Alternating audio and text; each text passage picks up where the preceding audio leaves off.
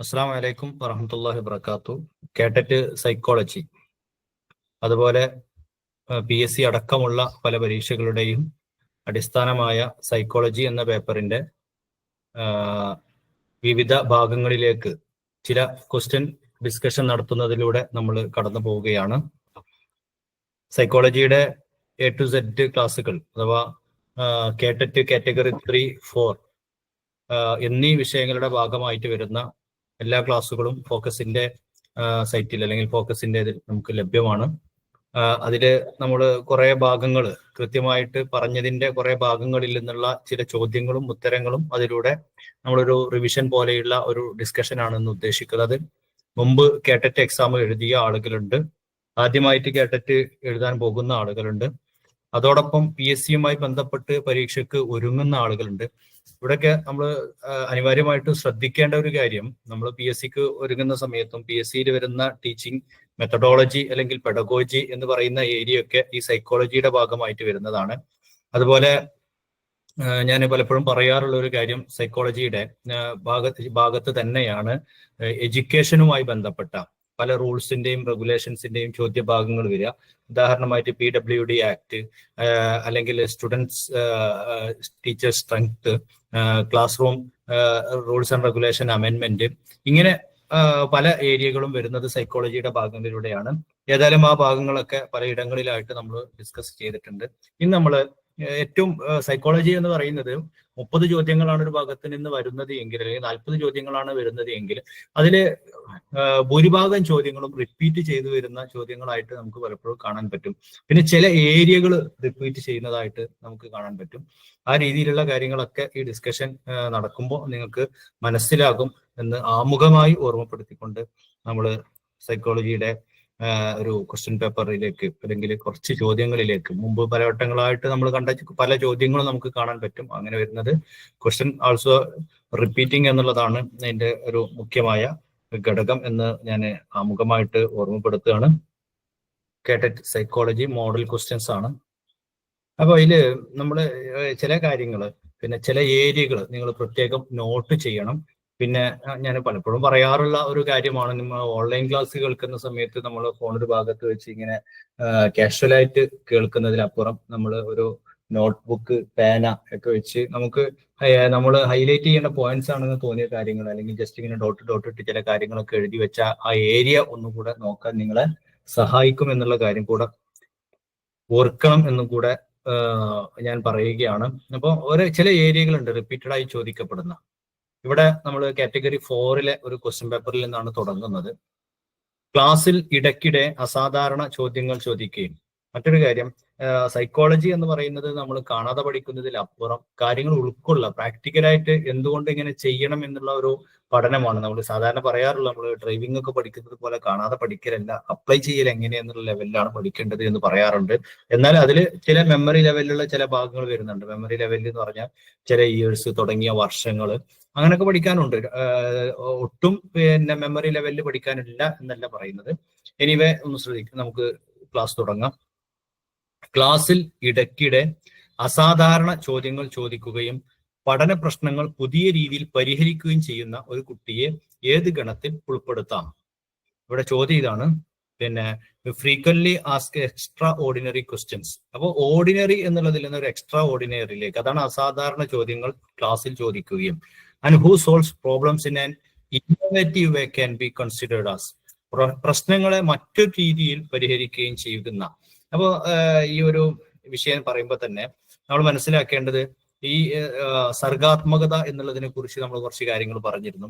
പഠന നിലവാരത്തെ കുറിച്ച് പറഞ്ഞിരുന്നു. ഉയർന്ന പഠന നിലവാരം ആരാണ്, ലോ ആയിട്ടുള്ള താഴ്ന്ന പഠന നിലവാരം ആരാണ്, പിന്നെ ഇന്റലക്ച്വലി ഡിസാബിൾഡ് എന്ന് പറയുന്നത് ആരാണ്, അങ്ങനെ കുറെ കാര്യങ്ങൾ നമ്മൾ ഈ സൈക്കോളജിയിൽ പഠനവുമായി ബന്ധപ്പെട്ട്, ലേണിംഗുമായി ബന്ധപ്പെട്ട് പറഞ്ഞിരുന്നു. അപ്പൊ ഇവിടെ ചോദ്യം ഇതാണ്, വ്യത്യസ്ത രീതിയിൽ പ്രശ്നങ്ങൾ പരിഹരിക്കുകയും ചെയ്യുന്ന. അപ്പൊ ഇതിലെ ഓരോ ഘടകങ്ങളും നമ്മൾ നോക്കണം. അപ്പോൾ പ്രശ്നങ്ങൾ പരിഹാരം നടത്തുന്നത് ഒരു പോസിറ്റീവ് എനർജി ഉണ്ട്. പിന്നെ അത് മാത്രമല്ല, N innovative way can be, അഥവാ വളരെ പഠന പ്രശ്നങ്ങൾ പുതിയ രീതിയിലാണ് പരിഹരിക്കുന്നത്. അപ്പൊ ഓപ്ഷൻ എ, താഴ്ന്ന പഠന നേട്ടമുള്ളവൻ, ഉയർന്ന പഠന നേട്ടമുള്ളവൻ, സർഗാത്മകതയുള്ളവൻ, ഭൗതിക പിന്നോക്കാവസ്ഥയുള്ളവൻ. ഇതിൽ ആരാണ് നമ്മൾ ഈ ഒരു ഗണത്തിൽ ഉൾപ്പെടുത്താൻ പറ്റുന്നത് എന്നാണ് ഇവിടുത്തെ ചോദ്യം. ആൻസർ വളരെ സിമ്പിൾ ആണ്. എന്താണ്? ഓപ്ഷൻ സി ആണ്, സർഗാത്മകതയുള്ളവൻ. സർഗാത്മകതയുള്ളവൻ. അപ്പോൾ സർഗാത്മകതയുള്ള ഒരു കുട്ടി എന്ന് പറയാം. ഇതിൽ നമ്മൾ ഓരോന്ന് നോക്കാം. ലോ അച്ചീവർ എന്ന് പറഞ്ഞാല് പിന്നെ വളരെ സിമ്പിളായി മനസ്സിലാകുന്ന രീതിയിൽ നമ്മൾ പറയുകയാണെന്നുണ്ടെങ്കിൽ, നമ്മൾ അരമണിക്കൂർ 10 കാര്യങ്ങൾ വിശദീകരിച്ചു കൊടുത്തിട്ടുണ്ടെങ്കിൽ 10 കാര്യങ്ങൾ വിശദീകരിച്ചു കൊടുത്തിട്ടുണ്ടെങ്കിൽ അതിൽ എത്ര നമ്മൾ മെനക്കെട്ടാലും 5 കാര്യങ്ങൾ അല്ലെങ്കിൽ 4 കാര്യങ്ങൾ മനസ്സിലാക്കുന്നുവെങ്കിൽ അയാളെ കുറിച്ച് നമുക്ക് ലോ അച്ചീവർ എന്ന് പറയാം. 10 കാര്യങ്ങൾ ഏൽപ്പിക്കുന്നത്, ആ 10 കാര്യങ്ങൾ വളരെ പെട്ടെന്ന് ചെയ്തു തീർക്കുന്ന ഒരാൾ എന്ന് പറഞ്ഞാൽ ഹൈ അച്ചീവർ എന്ന് നമുക്ക് പറയാം. എന്നാൽ 10 കാര്യങ്ങൾ നമ്മളെല്ലാം ചിന്തിക്കുന്നതിനും അപ്പുറം വളരെ ഭംഗിയായിട്ട് ചെയ്യുന്ന ഒരാളെ കുറിച്ചാണ് നമ്മൾ ക്രിയേറ്റീവ് എന്ന് പറയാം. പിന്നെ നമ്മൾ പിന്നോക്കാവസ്ഥ, അത് ഒരു നെഗറ്റീവ് ഇതാണ്. അപ്പൊ അതുകൊണ്ട് തന്നെ പിന്നോക്കാവസ്ഥ എന്നുള്ളത് അതിൽ വരുന്നേ ഇല്ല. പോസിറ്റീവായിട്ടുള്ള കുറെ കാര്യങ്ങൾ പറയുമ്പോൾ അതിന് നെഗറ്റീവായിട്ടുള്ള ഒരു ആൻസർ ഉണ്ടെങ്കിൽ നമുക്കതിനെ പെട്ടെന്ന് ഓരോന്നിനെയും നമ്മളിങ്ങനെ എലിമിനേറ്റ് ചെയ്യാലോ. അപ്പൊ പെട്ടെന്ന് നമുക്ക് എലിമിനേറ്റ് ചെയ്യാൻ പറ്റിയ ഒന്നാണ് ഭൗതിക പിന്നോക്കാവസ്ഥ ഉള്ളവൻ എന്നുള്ളത്. രണ്ടാമത്തെ ഒരു ചോദ്യം, രണ്ടാമത്തെ നമ്പർ ജസ്റ്റ് പറഞ്ഞതാണ്. വ്യക്തിത്വ സമീപനങ്ങളിൽ മനുഷ്യന്റെ ശരീര പ്രകൃതിക്ക് പ്രാധാന്യം നൽകിയത് ഏത്? വ്യക്തിത്വ സമീപനങ്ങളിൽ മനുഷ്യന്റെ ശരീര പ്രകൃതിക്ക് പ്രാധാന്യം നൽകിയത് ഏത്? 1 trait approach, 2 type approach, 3 psycho analytic approach, behaviouristic approach. അപ്പൊ ഇവിടെ ഓരോ അപ്രോച്ചുകളെ കുറിച്ച് നമ്മൾ മുമ്പ് പറഞ്ഞിട്ടുണ്ട്. ചില അപ്രോച്ചുകളെ കുറിച്ച് നമ്മൾ വിശദീകരിച്ചിട്ടുണ്ട്. അപ്പൊ എന്താണ് അപ്രോച്ചുകൾ എന്നുള്ളത് നമ്മളൊന്നിങ്ങനെ നോക്കിയാൽ മതി. എന്താണ് ട്രൈറ്റ് സമീപനം? ട്രൈറ്റ് സമീപനം എന്ന് പറഞ്ഞാൽ എന്താണ്? നമ്മൾ ഹ്യൂമൻ ട്രൈറ്റ്സ് എന്നൊക്കെ പറയാറുണ്ട് സാധാരണഗതിയിൽ, ഹ്യൂമൻ ട്രൈറ്റ്സ്. അപ്പൊ ഹ്യൂമൻ ട്രൈറ്റ്സ് എന്നുള്ളത് കൊണ്ടുള്ള ഉദ്ദേശം എന്താണ്? അപ്പം ട്രൈറ്റ് സമീപനം എന്ന് പറഞ്ഞിട്ടുണ്ടെങ്കിൽ a method of understanding and describing personality by identifying and measuring enduring personality characteristics. ഒരാളുടെ പേഴ്സണാലിറ്റിയെ അനലൈസ് ചെയ്തിട്ട്, ഒരു വ്യക്തിത്വത്തെ അനലൈസ് ചെയ്തിട്ട് അയാളെ പേഴ്സണാലിറ്റിയെ അടക്കുന്നതിനാണ്. അപ്പം പേഴ്സണാലിറ്റി എന്ന് പറയുന്നത് എന്താണ്? മനുഷ്യ ശരീര പ്രകൃതിക്കാണല്ലോ പേഴ്സണാലിറ്റി എന്ന് പറയുന്നത്.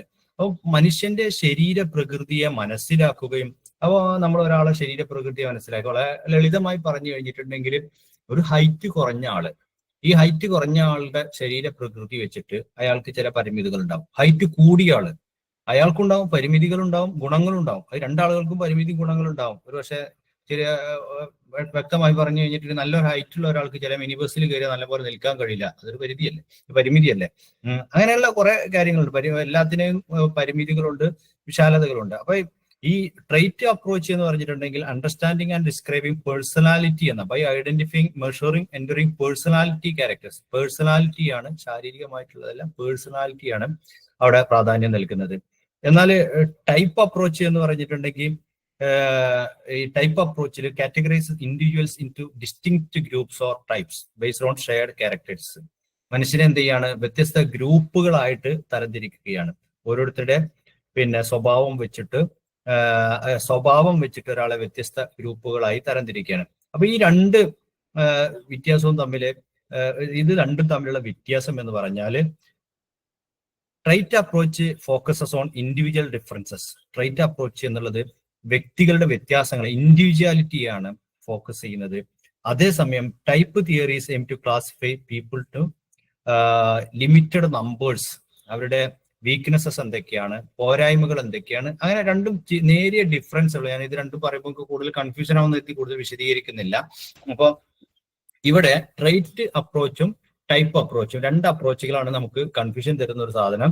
വ്യക്തിത്വ സമീപനങ്ങളിൽ മനുഷ്യന്റെ ശരീര പ്രകൃതിക്ക് പ്രാധാന്യം നൽകിയ അപ്രോച്ച് എന്ന് പറയുന്നത് ടൈപ്പ് സമീപനമാണ് എന്നുള്ളതാണ് ആൻസർ.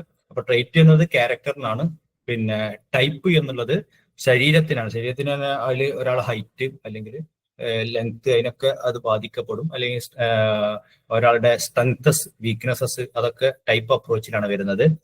മനുഷ്യന്റെ ശരീര പ്രകൃതിക്ക് പ്രാധാന്യം നൽകുന്നത് ടൈപ്പ് അപ്രോച്ച് ആണെന്ന് ഓർത്തു വെക്കുക. ഓപ്ഷൻ ബി ആണ് ശരിയായിട്ടുള്ള ഉത്തരം.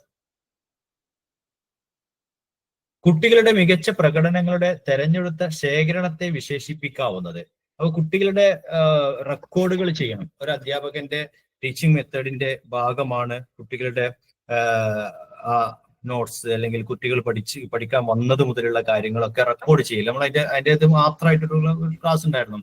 അപ്പൊ ഇതില് കുട്ടികളുടെ മികച്ച പ്രകടനങ്ങളുടെ തെരഞ്ഞെടുത്ത ശേഖരത്തെ വിശേഷിപ്പിക്കാവുന്നത്. കുട്ടികളുടെ ലോഗ് ബുക്ക് തയ്യാറാക്കും. ലോഗ് ബുക്കൊക്കെ നമുക്ക് പരിചയം ഉണ്ടാവും. അപ്പം പിന്നെ അതില് കുട്ടികളുടെ ഓരോ കാര്യങ്ങളും കൃത്യമായിട്ട് രേഖപ്പെടുത്തും. ഇതില് പിന്നെ അനഡക്ടൽ റെക്കോർഡ് എന്ന് പറയും, ക്യുമുലേറ്റീവ് റെക്കോർഡ് ഉണ്ട്, പോർട്ട്ഫോളിയോ ഉണ്ട്. പല രീതിയിൽ കുട്ടികളുടെ കാര്യങ്ങൾ രേഖപ്പെടുത്തുന്നുണ്ട്. പ്രകടനങ്ങൾ കൃത്യമായി രേഖപ്പെടുത്തുന്നതിനെ കുറിച്ച് പോർട്ട്ഫോളിയോ എന്നാണ് പറയാം. പ്രകടനങ്ങൾ രേഖപ്പെടുത്തുന്നത് പോർട്ട്ഫോളിയോ. ഇപ്പൊ ഇങ്ങനെ പറയുമ്പോൾ ഇപ്പൊ ഞാൻ 3 ചോദ്യങ്ങൾ പറഞ്ഞു. അപ്പൊ 3 ചോദ്യങ്ങൾ പറഞ്ഞിട്ടുണ്ടെങ്കിൽ 3 ടോപ്പിക് 2 മാർക്ക് 3 ടോപ്പിക്കിൽ നമ്മൾ ശ്രദ്ധിക്കേണ്ടതാണ്. അപ്പൊ ഒന്നാമത്തത് കുട്ടികളുടെ പഠന നേട്ടങ്ങളെ കുറിച്ചുള്ളത്, പഠന സ്വഭാവത്തെ കുറിച്ച്, ലേണിങ്ങിന്റെ പഠന സ്വഭാവ രീതികളെ കുറിച്ചുള്ളത്. രണ്ടാമത്തത് അപ്രോച്ചുകളെ കുറിച്ചുള്ളത്. മൂന്നാമത്തത് പിന്നെ റെക്കോർഡിങ്ങിനെ കുറിച്ചുള്ളത്. അപ്രോച്ച്, റെക്കോർഡ്, ലേണിംഗ് സ്റ്റൈല്, 3 ഏരിയയാണ് പോകുന്നത്. അപ്പൊ ഇതായിരിക്കും ചോദ്യം. പക്ഷെ നമ്മൾ ഇതിലെ ഓരോന്നിന്റേക്ക് കടക്കുന്ന ക്ലാസ്സസ് നിങ്ങൾ കൃത്യമായിട്ട് ഒന്ന് വീണ്ടും അനലൈസ് ചെയ്യാം. അപ്പൊ ഈ ചോദ്യം ആയിക്കൊള്ളണമെന്നില്ല. ഈ ചോദ്യം വന്നാൽ നമുക്കൊരു പക്ഷേ ഇതിലെ ആൻസർ കീ വെച്ച് നമുക്ക് ചെയ്യാം. പക്ഷെ മറ്റൊരു തരത്തിലേക്ക് തിരിയുമ്പോൾ നമുക്ക് കൃത്യമായി മനസ്സിലാക്കാൻ വേണ്ടിയിട്ട് ആ ഭാഗങ്ങൾ ഒന്ന് ശ്രദ്ധിച്ച് കേൾക്കണം. അവനവനെ അറിയുക, നോ വൺ സെൽഫ്, ഒരാൾ സ്വന്തത്തെ അറിയുക എന്നുള്ള ബഹുമുഖ ബുദ്ധിയുടെ എന്ന ആശയം ബഹുമുഖ ബുദ്ധിയുടെ ഏത് ഘടകവുമായി ബന്ധപ്പെട്ടതാണ്? അവനവനെ അറിയുക എന്നുള്ളത്, അവനവനെ അറിയുക എന്ന് പറഞ്ഞാൽ ഏത് ബുദ്ധിയുമായി ബന്ധപ്പെട്ടതാണ്? അതില് ഓപ്ഷൻ എ വ്യക്തിയാന്തര ബുദ്ധി, interpersonal intelligence, intrapersonal intelligence, linguistic intelligence, social intelligence. അയാളിലേക്ക് തന്നെ നോക്കുക എന്ന്. സൈക്കോളജിയുടെ പഠനത്തെ കുറിച്ച് പറയുമ്പോൾ തുടക്കത്തിൽ നമ്മൾ പറഞ്ഞ ഒരു രീതിയുണ്ട്. അതിന്റെ പേര് തന്നെ ഇൻട്രോസെപ്ഷൻ മെത്തേഡ് എന്നുള്ള. ഇൻട്രോസെപ്ഷൻ മെത്തേഡ്, ഇൻട്രോസെപ്ഷൻ എന്ന് പറഞ്ഞാൽ ഒരാൾ സ്വന്തത്തെ വിലയിരുത്തുന്ന രീതി. അപ്പൊ ഇവിടെ അവനവനെ അറിയുക എന്നുള്ളത്, ഇപ്പൊ ഇത് മനസ്സിലാക്കാൻ നമ്മൾ ജസ്റ്റ് ഒന്ന് നോക്കിയാൽ മതി. നമ്മൾ ഇന്റർനാഷണൽ എന്നുള്ളതിന് എന്തിനാ പറയാം? അയാൾ ഇന്റർനാഷണൽ കളിക്കാരനാണെന്ന് പറയും. ഇന്റർനാഷണൽ കളിക്കാരനാണെന്ന് പറഞ്ഞാൽ എന്താ അതിന്റെ അർത്ഥം? അയാള് രാജ്യത്തിന് പുറത്തു പോയിട്ടും കളിക്കുന്ന, രാജ്യത്തിന് നിന്ന് പുറത്തു പോയിട്ടും കളികളൊക്കെ നടത്തുന്ന അറിയപ്പെടുന്ന ഒരു താരമാണ് എന്നുള്ള ഇന്റർനാഷണൽ ആ പുറത്തുള്ളത് അല്ലെ. അപ്പൊ നമ്മുടെ പിന്നെ അതേപോലെ സെമിനാറുകളൊക്കെ നടത്തും. കോളേജുകളൊക്കെ വർക്ക് ചെയ്യുന്നവർക്ക് അറിയാം, സെമിനാറുകൾ ഉണ്ടാവും. നാഷണൽ സെമിനാറുകൾ ഉണ്ടാവും, ഇന്റർനാഷണൽ സെമിനാർ ഉണ്ട്, അന്തർദേശീയം. അപ്പൊ ഇന്റർനാഷണൽ സെമിനാർ ആണെന്നുണ്ടെങ്കിൽ ഇന്ത്യക്ക് പുറത്തുള്ള ആൾക്കാരൊക്കെ വേണം. അപ്പോൾ അതിനെ കുറിച്ച് ഇന്റർനാഷണൽ എന്ന് പറയുള്ളൂ. പിന്നെ നമ്മൾ തമാശക്ക് പറയുന്ന കുറെ കാര്യങ്ങളുണ്ട്. ചില ആൾക്കാരെ കുറിച്ച് പറയും അയാൾ ഇന്റർനാഷണൽ കിലാടിയാണ് എന്നൊക്കെ പറയും, അല്ലെങ്കിൽ പിന്നെ അയാൾ ഇന്റർനാഷണൽ തള്ളലിന്റെ ആളാണെന്നൊക്കെ പറയും. അപ്പൊ അത് ഭാഷാ പ്രയോഗം മാത്രമാണ്. അതിൽ ഒരു കൃത്യമായിട്ടുള്ള അവലോകനമൊന്നും അതിൽ സാധ്യമല്ല. അപ്പൊ ഞാൻ പറയുന്നത് ഇവിടെ ഇന്റർപേഴ്സണൽ എന്ന് പറഞ്ഞിട്ടുണ്ടെങ്കിൽ പിന്നെ ഇതിന് പുറത്തേക്ക് പോകുന്നുണ്ട്, വ്യക്തി ആന്തര ബുദ്ധി എന്നാണ്. അതേസമയം ഇൻട്രാപേഴ്സണൽ എന്ന് പറയുമ്പോൾ അതായല്ല. അപ്പൊ ഇൻട്രാ സ്റ്റേറ്റ്, ഇന്റർ സ്റ്റേറ്റ് എന്ന് പറയും. ഇൻട്രാ സ്റ്റേറ്റ് തന്നെ സ്റ്റേറ്റിനകത്തുള്ളത്. അപ്പൊ ആ പദത്തിൽ നിന്ന് തന്നെ അത് മനസ്സിലാവും. അപ്പൊ ബുദ്ധിയുടെ ഏത് ഘടകവുമായി ബന്ധപ്പെട്ടിരിക്കുന്നു എന്നുള്ള അവനവനെ അറിയുക എന്നല്ലേ. അവനവൻ എന്ന് പറഞ്ഞാൽ വാട്ട് ഈസ് മീ, ഞാൻ എന്നാണ് എന്നുള്ളത്, പിന്നെ അല്ലെങ്കിൽ വാട്ട് ഈസ് ഐ ആം എന്നുള്ളത് നമ്മൾ മനസ്സിലാക്കണം എന്നുണ്ടെങ്കിൽ നമ്മുടെ ആന്തരികമായ ഉള്ളിലേക്ക് തന്നെ നോക്കണം. അല്ലെ പുറത്തു നോക്കി അറിയില്ലല്ലോ. അതാണ്. അപ്പൊ ഇവിടെ ഇതൊക്കെ ഞാൻ പറഞ്ഞത് ആ ഉത്തരത്തിലേക്ക് ഞാൻ പറയുന്നതിന്റെ മുമ്പ് എത്താനാണ്. ഓപ്ഷൻ ഇല്ലെങ്കിൽ പോലും ചിലതിനൊന്നും ഞാൻ ആൻസർ കീ കൊടുത്തിട്ടല്ല. കാരണം എന്താ വെച്ചാൽ ഓപ്ഷൻ ഇല്ലെങ്കിൽ പോലും നമ്മൾ ഉത്തരത്തിലേക്ക് എത്തണം. അപ്പൊ ഓപ്ഷൻ ബി അന്തർ വൈയക്തിക ബുദ്ധി.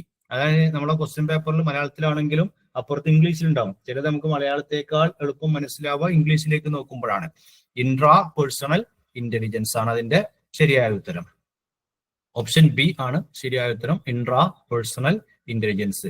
ലിംഗ്വിസ്റ്റിക് ഇന്റലിജൻസിന് ഭാഷാ വികാസമാണ്, സാമൂഹ്യ ബുദ്ധി. ഇതൊന്നും എന്താ പറയാ അവനവനെ അറിയേണ്ട ഒരു ഇതിൽ പെട്ടതല്ല.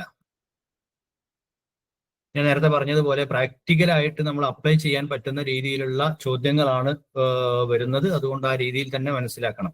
ഒരു അധ്യാപിക എന്ന നിലയിൽ കുട്ടികളിലെ സർഗാത്മകത, അപ്പൊ സർഗാത്മകത നേരത്തെ തൊട്ടും വന്നാലും ഒന്നുകൂടെ ശ്രദ്ധിക്കാം. കുട്ടികളിലെ സർഗാത്മകത പ്രോത്സാഹിപ്പിക്കാൻ നിങ്ങൾ എന്തു ചെയ്യും? പ്രശ്ന പരിഹാരത്തിനായി ധാരാളം അവസരങ്ങൾ ഒരുക്കും. ഒരു കുട്ടിക്ക് നന്നായിട്ട് കഴിവുണ്ട്, സർഗാത്മകത എന്ന് പറയുന്നതിനെ കുറിച്ച് തന്നെ നമ്മൾ പറയാറുള്ളത് മുമ്പ് പലവട്ടം ഞാൻ പറഞ്ഞിട്ടുള്ളതാണ്. പിന്നെ സർഗാത്മകത എന്നതുകൊണ്ടുള്ള ഉദ്ദേശം തന്നെ ഒരു പ്രശ്നത്തിന്റെ പരിഹാരത്തിനായിട്ട് പുതുമയാർന്ന രീതിയിലൂടെ, പുതുമയാർന്ന ചിന്തയിലൂടെ തന്നാൽ കഴിയും വിധം അന്ധമായി പല ചിന്തകൾ സഞ്ചരിക്കുമെന്നൊക്കെയാണ് അതിനെ കുറിച്ച് പറയാം. പിന്നെ അപ്പൊ സർഗപരത എന്ന് പറയുന്നത് തന്നെ പിന്നെ വ്യത്യസ്ത രീതിയിലൂടെ സഞ്ചരിക്കാനാണ്. അപ്പൊ കുട്ടികൾ അങ്ങനെ സഞ്ചരിക്കണം എന്നുണ്ടെങ്കിൽ ധാരാളം അവസരങ്ങൾ എടുക്കണം അതിനായിട്ട്. പിന്നെ കുട്ടികളോട് ഓപ്ഷൻ എ അതാണ്, കുട്ടികളോട് വെല്ലുവിളി ഉയർത്തുന്ന ചോദ്യങ്ങൾ ചോദിക്കും. വെല്ലുവിളി ഉയർത്തുന്ന ചോദ്യങ്ങൾ സാധാരണ ചോദിക്കുന്ന രീതിയിൽ ഇപ്പൊ നമുക്കൊക്കെ അറിയാം, അറബിക്ക് പഠിക്കുന്ന ആളുകൾക്കാണെങ്കിൽ നജീം മഹ്ഫൂദ് എന്ന നോവൽ സമ്മാനം കിട്ടി എന്നൊരു ചോദ്യം ചോദിക്കുമ്പോൾ അറബി പഠിക്കുന്ന ഒരാളുടെ ചിന്ത പുതിയ തലങ്ങളിലൂടെ സഞ്ചരിക്കുന്നില്ല. അല്ലെങ്കിൽ അതേ പിന്നെ നജീം മഹ്ഫൂദിന്റെ നോവലുകളിലുള്ള സാമൂഹ്യ തലങ്ങളെ അദ്ദേഹം അവതരിപ്പിക്കുന്ന ശൈലിയിലുള്ള അതിനൂതനമായ തന്ത്രങ്ങൾ എന്തൊക്കെയെന്നൊക്കെ ചോദിക്കുമ്പോൾ അപ്പൊ നമ്മളെ ചിന്തകളെ അങ്ങനെ പോകുന്നുണ്ട്. ഇപ്പൊ കുട്ടികളോട് വെല്ലുവിളി ഉയർത്തുന്ന ചോദ്യങ്ങൾ ചോദിക്കണം. വ്യത്യസ്ത സന്ദർഭങ്ങളിൽ സ്വതന്ത്രമായ പ്രകടനത്തിലുള്ള അവസരങ്ങൾ നൽകണം. വ്യത്യസ്തമായ സന്ദർഭങ്ങളിൽ നമ്മളോട് ചോദ്യം ചോദിക്കുന്ന സമയത്ത് പിന്നെ എന്താ പറയാ, ഒരു അധ്യാപകൻ ക്ലാസ് എടുത്തു, ആ ക്ലാസ്സിനെ കുറിച്ച് താങ്കളുടെ അഭിപ്രായം എന്താണ്?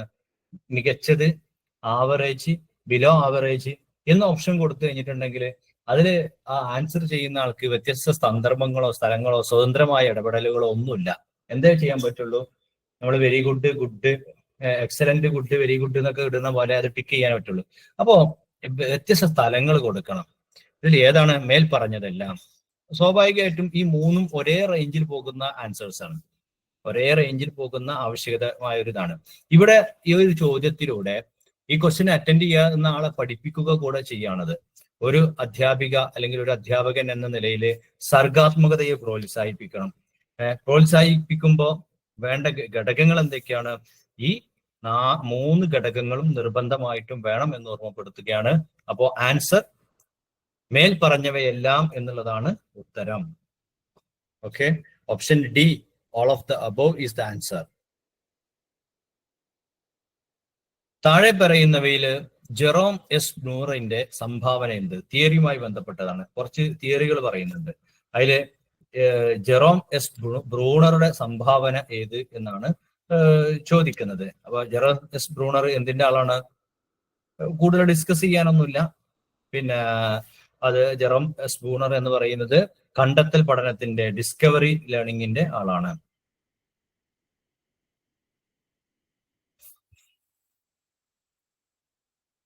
അടുത്തത് റാണിയുടെ മൂത്ത സഹോദരനാണ്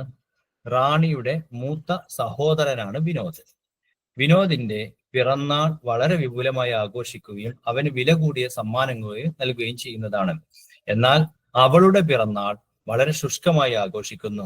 ഇവിടെ രക്ഷിതാക്കൾ പ്രകടമാക്കുന്നത് എന്താണ്? ഇവിടെ രക്ഷിതാക്കൾ പ്രകടമാക്കുന്നത്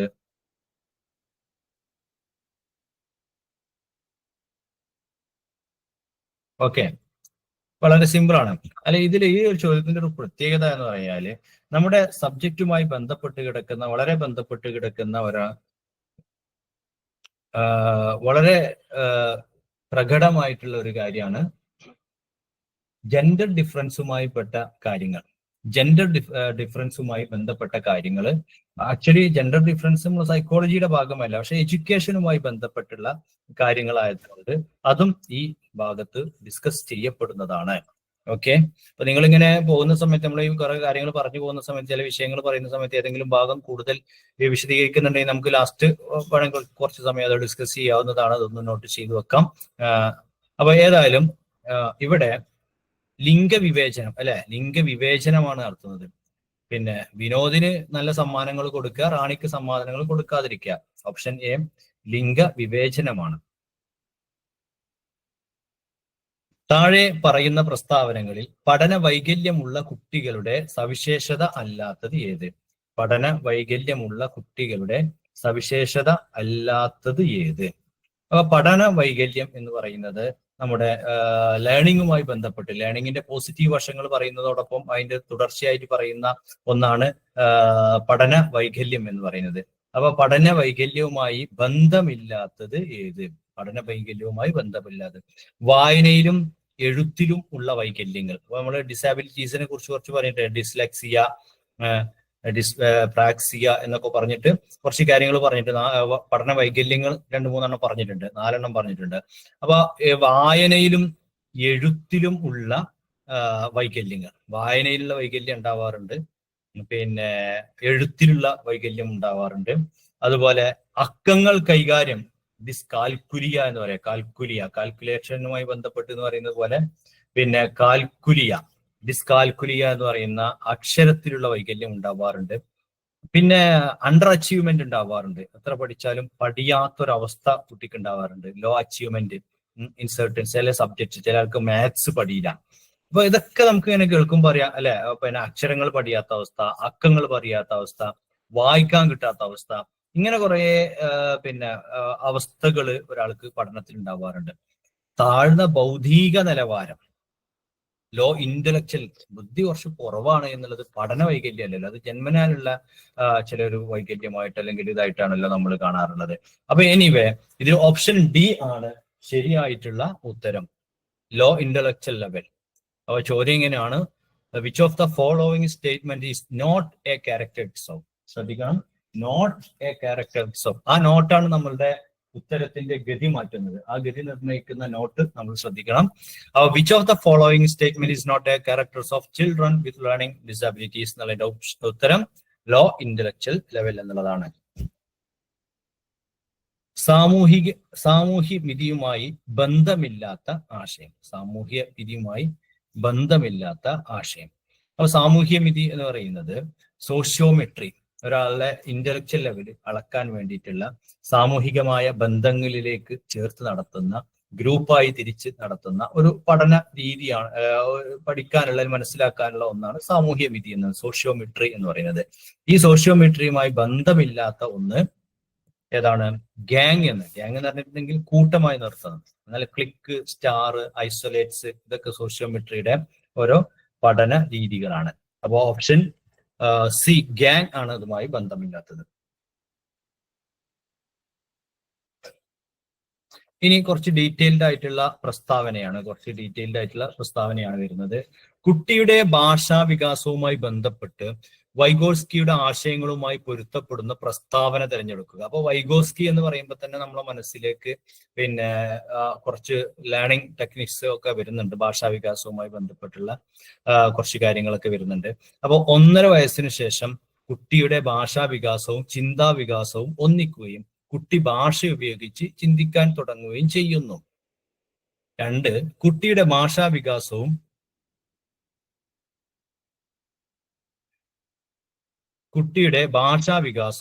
ചിന്താ വികാസവും ജീവിതാവസാനം വരെ സ്വതന്ത്രമായി സംഭവിക്കുന്നു. ഭാഷാ വികാസവും ചിന്താ വികാസവും സമാന്തരമായി സംഭവിക്കുന്നു. ഭാഷാ വികാസം ചിന്താ വികാസത്തെ സ്വാധീനിക്കുന്നില്ല. നമ്മളിങ്ങനെ ഓരോന്നിങ്ങനെ ആലോചിച്ച് നോക്കിയപ്പോൾ തന്നെ ഇതിന് കിട്ടും. പിന്നെ ഒന്ന് ഓപ്ഷൻ ഡി എടുത്ത് നോക്കൂ, ഭാഷാ വികാസം ചിന്താ വികാസത്തെ സ്വാധീനിക്കുന്നില്ല. കുട്ടി ഭാഷ ഉപയോഗിച്ചാണ് ചിന്തിക്കുന്നത്. ഒരു സമയം കഴിഞ്ഞിട്ടുണ്ടെങ്കിലും കുറച്ച് ഭാഷ ഉപയോഗിച്ചാണ് ചിന്തിക്കുന്നത്. ഭാഷ വികസിക്കുന്നതോട് ചിന്ത വികസിക്കലും ഭാഷ വികസിക്കലും സമാന്തരമായി സംഭവിക്കുന്നതല്ല. അപ്പൊ അതില് ശരിയായ ഉത്തരം 1.5 വയസ്സിന്, വൈഗോസ്കിയുടെ തിയറി പ്രകാരം 1.5 വയസ്സിനു ശേഷം കുട്ടിയുടെ ഭാഷാ വികാസം ചിന്താ വികാസവും ഒന്നിക്കുകയും കുട്ടി ഭാഷ ഉപയോഗിച്ച് ചിന്തിക്കാൻ തുടങ്ങുകയും ചെയ്യുന്നു എന്നുള്ളതാണ് വൈഗോസ്കിയുടെ സിദ്ധാന്തം. അപ്പോൾ വൈഗോസ്കിയുടെ സിദ്ധാന്തം ലാംഗ്വേജുമായി ബന്ധപ്പെട്ട് വളരെ ഇമ്പോർട്ടന്റ് ആണ് എന്ന് മാത്രം ഒന്ന് ആലോചിക്കാം. ഭാഷാ വികാസം എന്നുള്ളത് വളരെ ഇമ്പോർട്ടന്റ് ആണ്. ചിന്താ വികാസം ഇതൊക്കെ ഒന്നിച്ച് സംഭവിക്കുന്നതാണ്. കാരണം കുട്ടി ഭാഷ പഠിക്കൽ തുടങ്ങുന്നത് മുതൽ ചിന്തിക്കുമ്പോഴും ഭാഷ അതിലേക്ക് കണക്റ്റഡ് ആക്കി കൊണ്ടുപോകുന്നത് എന്നതാണ് വളരെ ലളിതമായ സത്യം.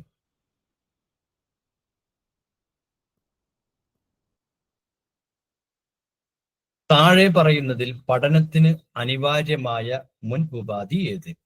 പഠനത്തിന് അനിവാര്യമായ മുൻ ഉപാധി ഏത്? അപ്പൊ ഇത് പലവട്ടം ചോദിക്കുകയും പല തവണ ആൻസർ കീയിൽ ഡൗട്ട് വരികയും ക്ലിയർ ചെയ്യപ്പെടുകയും ചെയ്ത ഒരു ചോദ്യമാണ്. അപ്പൊ പഠനത്തിന് പരിപക്വനം, അഭിപ്രേരണ, താല്പര്യം, പരിശീലനം. ആലോചിച്ച് നോക്കൂ, നമ്മൾ പഠിക്കാന് ഒരു കാര്യം മനസ്സിലാക്കാനും പഠിക്കാനും അനിവാര്യമായ ഘടകം ഏതാണ് എന്നുള്ളതായ ചോദ്യം. പരിപക്വന, മെച്ചുറേഷൻ, അഭിപ്രേരണ, ഇൻട്രസ്റ്റ്, പരിശീലനം. നമ്മൾ ആലോചിച്ച് നോക്കുക, ഒരാൾക്ക് പഠിക്കണം എന്നുണ്ടെങ്കിൽ ഒരു താല്പര്യം വേണ്ടേ? താല്പര്യം ഉണ്ടെങ്കിലല്ലേ പഠിക്കുള്ളൂ. പിന്നെ ഒരു പുതിയ വിഷയം പഠിക്കണം എന്നുണ്ടെങ്കിൽ ഒരു മോട്ടിവേഷൻ വേണ്ടേ? മോട്ടിവേഷൻ വേണം, ഒരു പ്രേരണ വേണം. ഉദാഹരണമായിട്ട് വീട്ടിൽ പുതിയൊരു വാഹനം എടുത്ത്, പഠനം തന്നെ അതൊക്കെ പെടുട്ടാ. അപ്പൊ വാഹനം എടുത്ത് അപ്പൊ ലേണിങ്ങിന് പോവുക, വണ്ടി വാഹനം പഠിക്കുക, അത് ചെയ്യുക. അല്ലെങ്കിൽ തൊട്ട് അടുത്താണ് ഒരു ജോലി കിട്ടിയത്, സ്കൂട്ടി ഉണ്ടെങ്കിൽ വളരെ പെട്ടെന്ന് പോയി വരാൻ സൗകര്യമുണ്ട്, അപ്പൊ സ്കൂട്ടി പഠിക്കാനുള്ള ഒരു പ്രേരണ. ഇതൊക്കെ ഇൻട്രസ്റ്റ് ഒക്കെ ഉണ്ടാവും. പിന്നെ അത് പഠിക്കണം എന്നുണ്ടെങ്കിൽ പ്രാക്ടീസ് വേണം, പരിശീലനം വേണം. എന്നാൽ അനിവാര്യമായ മുൻ ഉപാധി, ആ ഒരു മുൻ ഉപാധി ഏത് എന്നുള്ളതാണ്. അപ്പൊ ഈ മുൻ ഉപാധി എന്നുള്ളത് മെച്ചുറേഷൻ ആണ്, പരിപക്വനാണ് വേണ്ടത്. പരിപക്വൻ എന്താണ്? ഈ അഭിപ്രേരണ എവിടുന്ന് ഉണ്ടാകുന്നു? പരിപക്വനത്താൽ ഉണ്ടാകുന്നു. വളരെ അടുത്ത് ജോലി കിട്ടി, ഒരു സ്കൂട്ടി ഉണ്ടെങ്കിൽ പോയി വരാം, സ്കൂട്ടി ഉണ്ട്, അത് പഠിക്കണം, അത് പഠിച്ചാൽ നമുക്ക് സാമ്പത്തികമായ ലാഭം ഉണ്ടാകും, നേട്ടം ഉണ്ടാകും എന്നുള്ള അഭിപ്രേരണയുടെ അടിസ്ഥാനം എന്താ? മെച്ചുറേഷൻ ആണ്. എന്നാൽ അതേപോലെ താല്പര്യത്തിന്റെ അടിസ്ഥാനം എന്താ? മെച്ചുറേഷൻ ആണ്. പരിശീലനം, ഈ അഭിപ്രേരണയും താല്പര്യവും ഉണ്ടെങ്കിലേ പരിശീലനത്തിലേക്ക് ഇറങ്ങുള്ളൂ. അതിന്റെയും അടിസ്ഥാനം എന്താ? മെച്ചുറേഷൻ ആണ്. So the answer is A, maturation. പരിപക്വനമാണ് ഇതിന്റെ ശരിയായിട്ടുള്ള ഉത്തരം.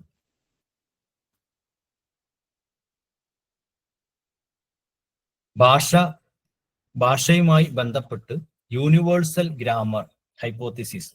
അപ്പോൾ അത് നമ്മൾ പിന്നെ ഇത് ചെയ്യേണ്ട ആവശ്യമില്ല. ഭാഷയുമായി ബന്ധപ്പെട്ടിട്ടുള്ള യൂണിവേഴ്സൽ ഗ്രാമർ ഹൈപ്പോത്തിസിസ് കണ്ടെത്തിയത് ആരാണ്, അല്ലെങ്കിൽ പിന്നെ ഇത് ചെയ്തത് ആരാണ്? നോം ചോസ്കി. ഭാഷയുമായി ബന്ധപ്പെട്ടുള്ള നമ്മൾ പറഞ്ഞ വളരെ കൃത്യമായി പറഞ്ഞ ഒരു കാര്യമുണ്ട്. വളരെ കൃത്യമായിട്ട് നമ്മൾ എന്താ പറയാ, ഒരു ലാഡ് എന്നതിനെ കുറിച്ചൊക്കെ നമ്മൾ പറഞ്ഞിരുന്നു. അവർക്ക് ഒന്നും അറിയില്ല. അപ്പൊ ലാംഗ്വേജ് അക്വിസിഷൻ ഡിവൈസ് എന്ന് പറയുന്നുണ്ട്. എല്ലായിടത്തും നമ്മൾ ഗ്രാമറെ പഠിക്കുന്നുള്ളൂ, ഭാഷ ഒരാൾ പഠിച്ചിട്ട് വേണ്ട, അതൊക്കെ ഇൻഫിറ്റ് ആണെന്ന് പറയുന്നുണ്ട്. ഇതൊക്കെ പറയുന്നത് നോം ചോസ്കി ആണ്. ഓപ്ഷൻ സി ആണ് ശരിയായിട്ടുള്ള ഉത്തരം. തന്നിരിക്കുന്നതിൽ നിന്നും ഒറ്റപ്പെട്ടത് തെരഞ്ഞെടുക്കുക. ഒറ്റപ്പെട്ടത്, സെലക്ട് ദ ഓഡ് വൺ. സഹവർത്തിത പഠനം, കൊളോബറേറ്റീവ് ലേണിംഗ്, ഡയലോജിക്കൽ ലേണിംഗ്, സംവാദാത്മക പഠനം, നേരിട്ടുള്ള ബോധനം. നേരിട്ടുള്ള ബോധനം എന്ന് പറയുന്നത് ലെക്ചറിങ് ആണ് അതിന്റെ ഒരു ഇത് വരുന്നത്. പ്രതിക്രിയ അധ്യാപനം, റെസിപ്രോക്കൽ എന്ന് പറയുന്നത് നമ്മൾ അങ്ങോട്ട് പറയുന്നു ഇങ്ങോട്ട്, അങ്ങനെ ഒരു പിന്നെ കൊടുക്ക നടക്കുന്ന പഠനത്തിന്റെ രീതിയാണല്ലോ. അപ്പൊ ഇവിടെ വളരെ ഇതാണ്, ഒക്കെ ഒരു ജോയിന്റ് ആയിട്ടുള്ള, കമ്പൈൻഡ് ആയിട്ടുള്ള പഠനമൊക്കെയാണ്. അപ്പൊ ആ രീതിയിലാണ് പഠനങ്ങൾ വരുന്നത്. എന്നാൽ ഇവിടെ വരുന്നത്, ഇവിടെ ഇതിൽ നിന്ന് ഒറ്റപ്പെട്ട് വരുന്നത് ലെക്ചറിങ് എന്ന് പറഞ്ഞാൽ എന്താ? പഴയ ഭാഗത്ത് ലെക്ചർ എന്നാണ് പറയുന്നത്. പിന്നീട് അത് മാറ്റിയിട്ടാണ് കോളേജ് അധ്യാപകർക്കൊക്കെ അസിസ്റ്റന്റ് പ്രൊഫസർ എന്നുള്ള ഉപയോഗിക്കാൻ പറയാം, അസിസ്റ്റ് ചെയ്യുന്ന അധ്യാപകൻ. ലെക്ചറിങ് എന്ന് പറഞ്ഞിട്ടുണ്ടെങ്കിൽ വന്നിങ്ങനെ ക്ലാസ് എടുത്ത് കസർത്തി പോവുക, വേണ്ടവർക്ക് നോട്ടെടുക്കാം, എഴുതാം എന്നുള്ള രീതിയിലാണ്. അപ്പൊ ഇത് ഓപ്ഷൻ സി, നേരിട്ടുള്ള ബോധനം എന്നുള്ളതാണ് ഒറ്റപ്പെട്ടത്. ശരിയായ രീതിയിൽ അഥവാ കറക്റ്റ്ലി മാച്ച്ഡ് ആയിട്ടുള്ള വണ്ണ് തെരഞ്ഞെടുക്കുക എന്നുള്ളതാണ്. ശരിയായ രീതിയിലുള്ളത് തെരഞ്ഞെടുക്കുക. അപ്പം ഓരോ തിയറികൾ അതിന്റെ വക്താക്കൾ ആര് എന്ന് പഠിക്കുക എന്നുള്ളതാണ് ഇതുകൊണ്ടുള്ള ഉദ്ദേശം. അപ്പോൾ ശരിയായ രീതിയിൽ തിരഞ്ഞെടുത്ത് നോക്കുക. പിന്നെ നിരീക്ഷണ പഠനം, പി എഫ് സ്കിന്നർ, തെറ്റാണ്. ശ്രമപരാജയം, ഇ എൽ തൊണ്ടേക്ക്, ശരിയാണ്. പ്രതിക്രിയാനുബന്ധന പഠനം, ഡേവിഡ് ഹൗസ്ബെൽ, തെറ്റാണ്. അർത്ഥപൂർണമായ ഗ്രഹണ പഠനം, meaning reception learning, Albert Bandura, തെറ്റാണ്. അപ്പൊ ഇതിൽ ശരിയായിട്ടുള്ള ജോഡി വരുന്നത് trial and error learning theory, E L തൊണ്ടേക്ക്. ഓപ്ഷൻ ബി ആണ് ശരിയായിട്ടുള്ള ഉത്തരം. സാമൂഹ്യവൽക്കരണത്തിന്റെ ഔപചാരിക ഏജൻസി ഏത്? സാമൂഹ്യവൽക്കരണത്തിന്റെ ഔപചാരിക ഏജൻസി ഏത്? ഒരു കുട്ടി സമൂഹത്തിന്റെ ഭാഗമാകുന്നത് ആദ്യമായിട്ട് എപ്പോഴാണെന്നുള്ളതാണ്. വളരെ സിമ്പിൾ ആണ്. കാരണം ഒരു കുട്ടി ജനിച്ചു വീഴുന്നത് എങ്ങോട്ടാണ്?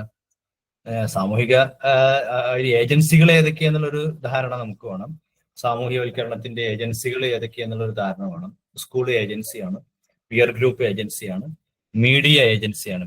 ഒരിക്കലും ഒരു കുഞ്ഞ് ജനിച്ചു വീഴുന്നത് ഒരു പിയർ ഗ്രൂപ്പിലേക്കല്ല. പിയർ ഗ്രൂപ്പ് തന്നെ സമപ്രായക്കാരായ ഗ്രൂപ്പുകളുടെ ഇടയിലേക്കല്ല കുട്ടി ജനിച്ചു വീഴുന്നത്. കുട്ടി ജനിച്ചു വീഴുന്നത് സ്കൂളിലേക്കല്ല, അല്ലെങ്കിൽ കലാലയത്തിലേക്കല്ല, വിദ്യാഭ്യാസ കേന്ദ്രത്തിലേക്ക് അല്ല. പിന്നെ മീഡിയ മീഡിയ ഒരു കുട്ടിയുടെ തീരുമാനങ്ങളൊക്കെ മാറ്റുന്നതിലൊക്കെ സോഷ്യലൈസേഷന്റെ ഭാഗമായിട്ട് മീഡിയ വലിയ പങ്ക് വഹിക്കുന്നുണ്ട് എന്നുള്ളത് വലിയ യാഥാർത്ഥ്യമാണ്. അതും നമ്മൾ വേണം കൂടുതൽ ചിന്തിക്കുക. അപ്പൊ മീഡിയക്ക് വലിയ റോളുണ്ട് അല്ലെ, നമ്മുടെ ഡ്രസ്സ് തീരുമാനിക്കുന്നതിൽ, നമ്മുടെ സ്വഭാവം തീരുമാനിക്കുന്നതിൽ, ഭാഷ തീരുമാനിക്കുന്നതിൽ, ഇതൊക്കെ കൂടിയ ഒരാളാണല്ലോ ഒരു സോഷ്യൽ അനിമൽ എന്ന് പറയുന്ന മനുഷ്യൻ, സാമൂഹിക ജീവി എന്ന് പറയുന്നത്.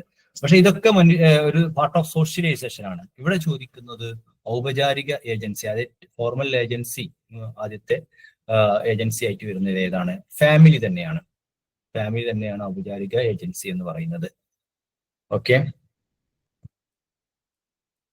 ബ്രിഡ്ജസ് ചാർട്ട് ചിത്രീകരിക്കുന്നത് എന്താണ്? ബ്രിഡ്ജസ് ചാർട്ട് എന്താണ് ചിത്രീകരിക്കുന്നത്? അപ്പൊ ബ്രിഡ്ജസ് എന്ന് പറയുന്നത് കാതറിൻ ബ്രിഡ്ജസ് എന്ന് പറയുന്ന ആള് നടത്തിയ ഏകദേശം 24 മാസം വരെ പ്രായമുള്ള, ജനിച്ചത് മുതൽ 24 മാസം വരെ പ്രായമുള്ള വ്യത്യസ്തമായ കുട്ടികളിൽ നടത്തിയ ഒരു പരീക്ഷണം, അവരുടെ സ്വഭാവത്തെ കുറിച്ച് തയ്യാറാക്കിയ ഒരു ചാർട്ട്, അവരുടെ ദേഷ്യത്തിന്റെ അളവ്, അവരുടെ സ്വാഭാവികമായിട്ട് വൈകാരികമായിട്ടുള്ള മാറ്റങ്ങൾ, പെട്ടെന്ന് ദേഷ്യം വരിക, ആ ദേഷ്യം പെട്ടെന്ന് അടങ്ങാം, ഇന്റൻസീവായിട്ടുള്ള അഥവാ ഒരു ചെറിയ കാര്യത്തിന് വേണ്ടി തന്നെ ഒരുപാട് കരയുക, ചെറിയൊരു കാര്യത്തിന് വേണ്ടിയിട്ട് പെട്ടെന്ന് അതിനോടുള്ള താല്പര്യം പോവാം.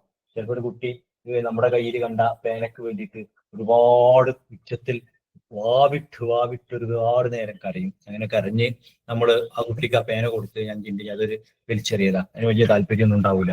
അപ്പൊ അങ്ങനെയൊക്കെയുള്ള കുറെ സ്വഭാവങ്ങൾ, കുട്ടികളുടെ സ്വഭാവങ്ങളൊക്കെ പരീക്ഷണത്തിലൂടെ, നിരീക്ഷണത്തിലൂടെ കണ്ടെത്താൻ വേണ്ടിയിട്ട് അതിൽ നിന്ന് കുറെ വിഷയങ്ങൾ കണ്ടെത്തിയ ഒരു സാമൂഹിക ശാസ്ത്രജ്ഞനാണ് കാതറിൻ ബ്രിഡ്ജസ് എന്ന് പറയുന്നത്. അപ്പൊ കാതറിൻ ബ്രിഡ്ജസിന്റെ ചാർട്ട് എന്താണ് ഡിസ്ക്രൈബ് ചെയ്യുന്നത് എന്ന് പറഞ്ഞാൽ, കാരണം 24 മാസമുള്ള കുട്ടികൾ ഇപ്പൊ ഏതായാലും MBBS വരെയൊന്നും പഠിക്കൂല, അല്ലെങ്കിൽ 24 വയസ്സ് വരെയുള്ള കുട്ടികളിലെ ഒരു IQ ടെസ്റ്റ് നടത്തുക എന്നുള്ളത് പ്രായോഗികം അല്ല, അല്ലെങ്കിൽ അവരുടെ വേർഡ് അസോസിയേഷൻ ടെസ്റ്റിലൂടെ അവർക്ക് എത്ര വെക്കാബുലറി ഉണ്ട് എന്ന് കണ്ടെത്താനും സാധ്യമല്ല. അപ്പൊ അവരുടെ സ്വഭാവത്തിൽ നിന്നും കാതറിൻ കണ്ടെത്തിയത് എന്താണ്? കുട്ടികളുടെ വൈകാരിക വികാസം, emotional development of children. Option C ആണ് ശരിയായിട്ടുള്ള ഉത്തരം വരുന്നത്. ബുദ്ധിയെ സംബന്ധിച്ച് ദ്വിഘടക സിദ്ധാന്തം ട്രയാർക്കിക് ആവിഷ്കരിച്ചത് ആര്? ബുദ്ധിയെ കുറിച്ചുള്ള ദ്വിഘടക സിദ്ധാന്തം, ട്രയാർക്കിക് തിയറി ഓഫ് ഇന്റലിജൻസ് കണ്ടെത്തിയത് ആരാണ്? അത് സ്റ്റേൺബർഗ് ആണ് ബുദ്ധിയെ കുറിച്ചുള്ള ട്രയാർക്കിക് തിയറി കണ്ടെത്തിയത്. 12നും 18നും ഇടയിൽ പ്രായപരിധിയുള്ളവരെ വിളിക്കാവുന്നത് അഡോളസെൻസ് എന്നാണ്. അഡോളസെൻസ് ഞാൻ കൂടുതൽ വിശദീകരിക്കുന്നില്ല. Adulthood, Adolescence, middle age, childhood. അപ്പൊ ഇതൊക്കെ ഓരോ സുപ്രധാനമായ കാലഘട്ടങ്ങളാണ്. ഒരു ഹ്യൂമൻ ബീയിങ്ങിന്റെ, ചിൽഡ്രന്റെ എന്ന് പറയുന്നില്ല, ഒരു ഹ്യൂമൻ ബീയിങ്ങിന്റെ ജീവിതത്തിൽ വ്യത്യസ്തമായ സ്വാധീനങ്ങൾ ചെലുത്തപ്പെടുന്ന, വ്യത്യസ്തമായ സ്വഭാവ സവിശേഷതകൾ കൊണ്ട് മാറ്റം വരുത്താവുന്ന കാലഘട്ടമാണ്. ഇവിടെ അഡോളസെൻസ് എന്നുള്ളതാണ് ഉദ്ദേശം. വൈഗോസ്കിയുടെ വിദ്യാഭ്യാസ കാഴ്ചപ്പാടുകളുമായി നേരിട്ട് ബന്ധമില്ലാത്തത് എന്ത്? വൈഗോസ്കിയുടെ വിദ്യാഭ്യാസ കാഴ്ചപ്പാടുമായി, വൈഗോസ്കി എന്ന് പറയുന്ന നമ്മൾ നേരത്തെ പറഞ്ഞ പോലെ പിന്നെ ഒരു ജനറൽ ആയിട്ടുള്ള, അല്ലെങ്കിൽ എല്ലാവരും കൂടിയിട്ടുള്ള ഒരു പഠനത്തിന്റെ രീതികൾ, അല്ലെങ്കിൽ ഒരു കൺസ്ട്രക്റ്റീവായിട്ട് പഠിക്കുന്ന രീതിയെ കുറിച്ചാണ് അദ്ദേഹം പറയുന്നത്. ഇവിടെ വൈഗോസ്കിയുടെ മായി ബന്ധമില്ലാത്തത് അർത്ഥപൂർണമായ സംശീകരണ പഠനമാണ്. അപ്പൊ ഈ അർത്ഥപൂർണമായ സംശീകരണ പഠനം എന്നുള്ളതിന്റെ തന്നെ വരുന്നത് ഒസുബെൽഡ് തിയറിയുമായി ബന്ധപ്പെട്ടാണ്, അർത്ഥപൂർണമായിട്ടുള്ള തിയറികൾ. അപ്പം വൈഗോസ്കിയുടെ പഠനവുമായി ബന്ധമില്ലാത്തത് ഓപ്ഷൻ എ, മീനിങ് റിസപ്ഷണൽ ലേണിംഗ്. അപ്പൊ വൈഗോസ്കി പറയുന്നത്, വൈഗോസ്കിയുടെ സംഭാവനകൾ എന്ന് പറഞ്ഞാല് വിജ്ഞാനം, വൈജ്ഞാനിക ഘടനകള്, പിന്നെ പഠനതലങ്ങളുടെ വികസനങ്ങള്, പിന്നെ അതുപോലെ വൈഗോസ്കി പറയുന്ന ഒന്നാണ് വികസന ശേഷി തലം എന്നൊക്കെ നമ്മൾ പറയും. നമ്മള് കൊഗ്നിറ്റീവ് സ്ട്രക്ചർ ആൻഡ് ഇൻഡിവിജ്വൽ, പിന്നെ പഠനത്തിന് പ്രേരണ വേണം, ബോധന വേണം. ഇതൊക്കെ വൈജ്ഞാനിക വികസനവുമായി ബന്ധപ്പെട്ട് വൈഗോസ്കി പറഞ്ഞ സിദ്ധാന്തങ്ങളിൽപ്പെട്ടതാണ്. ഏതായാലും പ്രതിക്രിയാധ്യാപനം, സഹകരണാത്മക പഠനം, സമീപസ്ഥ വികാസ മണ്ഡലം, നമ്മൾ ZPD എന്ന് പറയല്ലോ, അതൊക്കെ വൈഗോസ്കിയുടെ പഠനവുമായി ബന്ധപ്പെട്ടതാണ്. ഇപ്പൊ വൈഗോസ്കി പറയുന്നത് തന്നെ നമ്മളൊരു സ്കഫോൾഡർ ആവണം അധ്യാപകൻ. പിന്നെ എന്താ പറയാ A to Z പഠിപ്പിക്കല്ല, കുട്ടി പഠിപ്പിക്കണം. കോണി വെച്ച് വളരെ ലളിതമായ രീതിയിൽ പറഞ്ഞിട്ടുണ്ടെങ്കിൽ, പിന്നെ ഒരു ഭൗതികമായ സംവിധാനത്തോട് ചേർത്ത് പറയുകയാണെങ്കിൽ, താഴെ നിലയിൽ നിൽക്കുന്ന കുട്ടിയെ എടുത്തുകൊണ്ടുപോയിട്ട് മുകളിലെ നിലയിലേക്ക് എത്തിക്കലല്ല നമ്മൾ ചെയ്യേണ്ടത്. കുട്ടിക്ക് ഒരു കോണി വെച്ച് കൊടുക്കുക, കുട്ടി സ്വയം കയറി പോവുക. അതാണ് ZPD ഒക്കെ ഉദ്ദേശം. നമ്മൾ അതിൽ സഹകരിച്ചു കൊടുക്കുക, ചെറിയ ചെറിയ ഹിൻസ് നൽകുക, അങ്ങനെ സഹായിച്ചുകൊണ്ട് പഠിപ്പിക്കുന്നതാണ് വൈഗോസ്കിയുടെ. അതിനാണ് ZPD ഒക്കെ അതിൽ നിന്ന് വരുന്നതാണ്. ഇനി അപ്പൊ വൈഗോസ്കിയുമായി ബന്ധപ്പെട്ടില്ലാത്തത് മീനിങ് ഫുൾ റിസപ്ഷൻ ലേണിംഗ് എന്നുള്ളതാണ്. ഇനി അഭിപ്രേരണ സിദ്ധാന്തം. താഴെ പറയുന്നവയിൽ അഭിപ്രേരണ സിദ്ധാന്തം who among the following advocated a theory of motivation എന്നുള്ളത് ആരാണ് കൊണ്ടുവന്നത്? മോട്ടിവേഷനുമായി ബന്ധപ്പെട്ട തിയറിയില് ഒക്കെ ഏകദേശമൊക്കെ M കൊണ്ട് തുടങ്ങുന്നതോ അല്ലെങ്കിൽ M നോക്കിയിട്ട് നമുക്ക് കണ്ടെത്താൻ പറ്റും. അപ്പൊ ഇതില് അബ്രഹാം മാസ്ലോ, മെക്ലെൻഡ്, മാസ്ലോ, ഇതൊക്കെ മോട്ടിവേഷനും അച്ചീവ്മെന്റ് മോട്ടിവേഷനൊക്കെ ബന്ധപ്പെട്ട ആൾക്കാരാണ്. അപ്പൊ ഒന്ന് പെട്ടെന്ന് ഒന്ന് ഓർത്തു വെക്കാൻ സൗകര്യമാണ്. ഇവിടെ ഓപ്ഷൻ വരുന്നത് AM ആണ്. AM തന്നെ അബ്രഹാം മോസ്ലോ. അബ്രഹാം മോസ്ലോ ആണ് മോട്ടിവേഷൻ. ഇനി 2-3 ക്വസ്റ്റ്യൻസ് ഇങ്ങനെ നോക്കി വെക്കാം. ഒരു മാറ്റത്തിൽ കൊടുക്കുകയാണ്. 3 വയസ്സ് വരെ ശിശുവിനുണ്ടാകുന്ന വികാസത്തെ ഇന്ദ്രിയ ചാലഘട്ടം എന്ന് വിശേഷിപ്പിച്ചത് ആര്? ഓർത്ത് നോക്കുക. നിങ്ങൾ പറയുന്നത് ശരിയാണെന്ന് ഓർത്ത് നോക്കുക. 3 വയസ്സ് വരെ ശിശുവിനുണ്ടാകുന്ന വികാസത്തെ ഇന്ദ്രിയ ചാലകഘട്ടം എന്ന് വിശേഷിപ്പിച്ചത് ആര്? 3 വയസ്സ് വരെ ശിശുവിനുണ്ടാകുന്ന വികാസത്തെ. ഇനി അടുത്തൊരു ചോദ്യം. പഠനത്തിൽ അനുബന്ധ സിദ്ധാന്തം ആവിഷ്കരിച്ചത് ആര്? പരിവർത്തന കാലം എന്നറിയപ്പെടുന്ന വികാസഘട്ടം ഏതാണ്? ബുദ്ധിമാപനത്തിലുള്ള ശരിയായ സമവാക്യം ഏത്? അത് സമവാക്യം നിങ്ങൾക്ക് കാറ്റഗറി 3-ക്കാർക്ക് വരുന്നത്. ഏതായാലും നോക്കാം. 3 വയസ്സ് വരെ ശിശുവിനുണ്ടാകുന്ന വികാസത്തെ ഇന്ദ്രിയ ചാലഘട്ടം. അപ്പോ പിയാഷെയാണ് ഇന്ദ്രിയ ചാലഘട്ടം എന്ന് വിശേഷിപ്പിച്ചത്. പിയാഷെയാണ് 3 വയസ്സ് വരെ ശിശുവിനുണ്ടാകുന്ന വികാസത്തെ ഇന്ദ്രിയ ചാലഘട്ടം എന്ന് വിശേഷിപ്പിച്ചത്.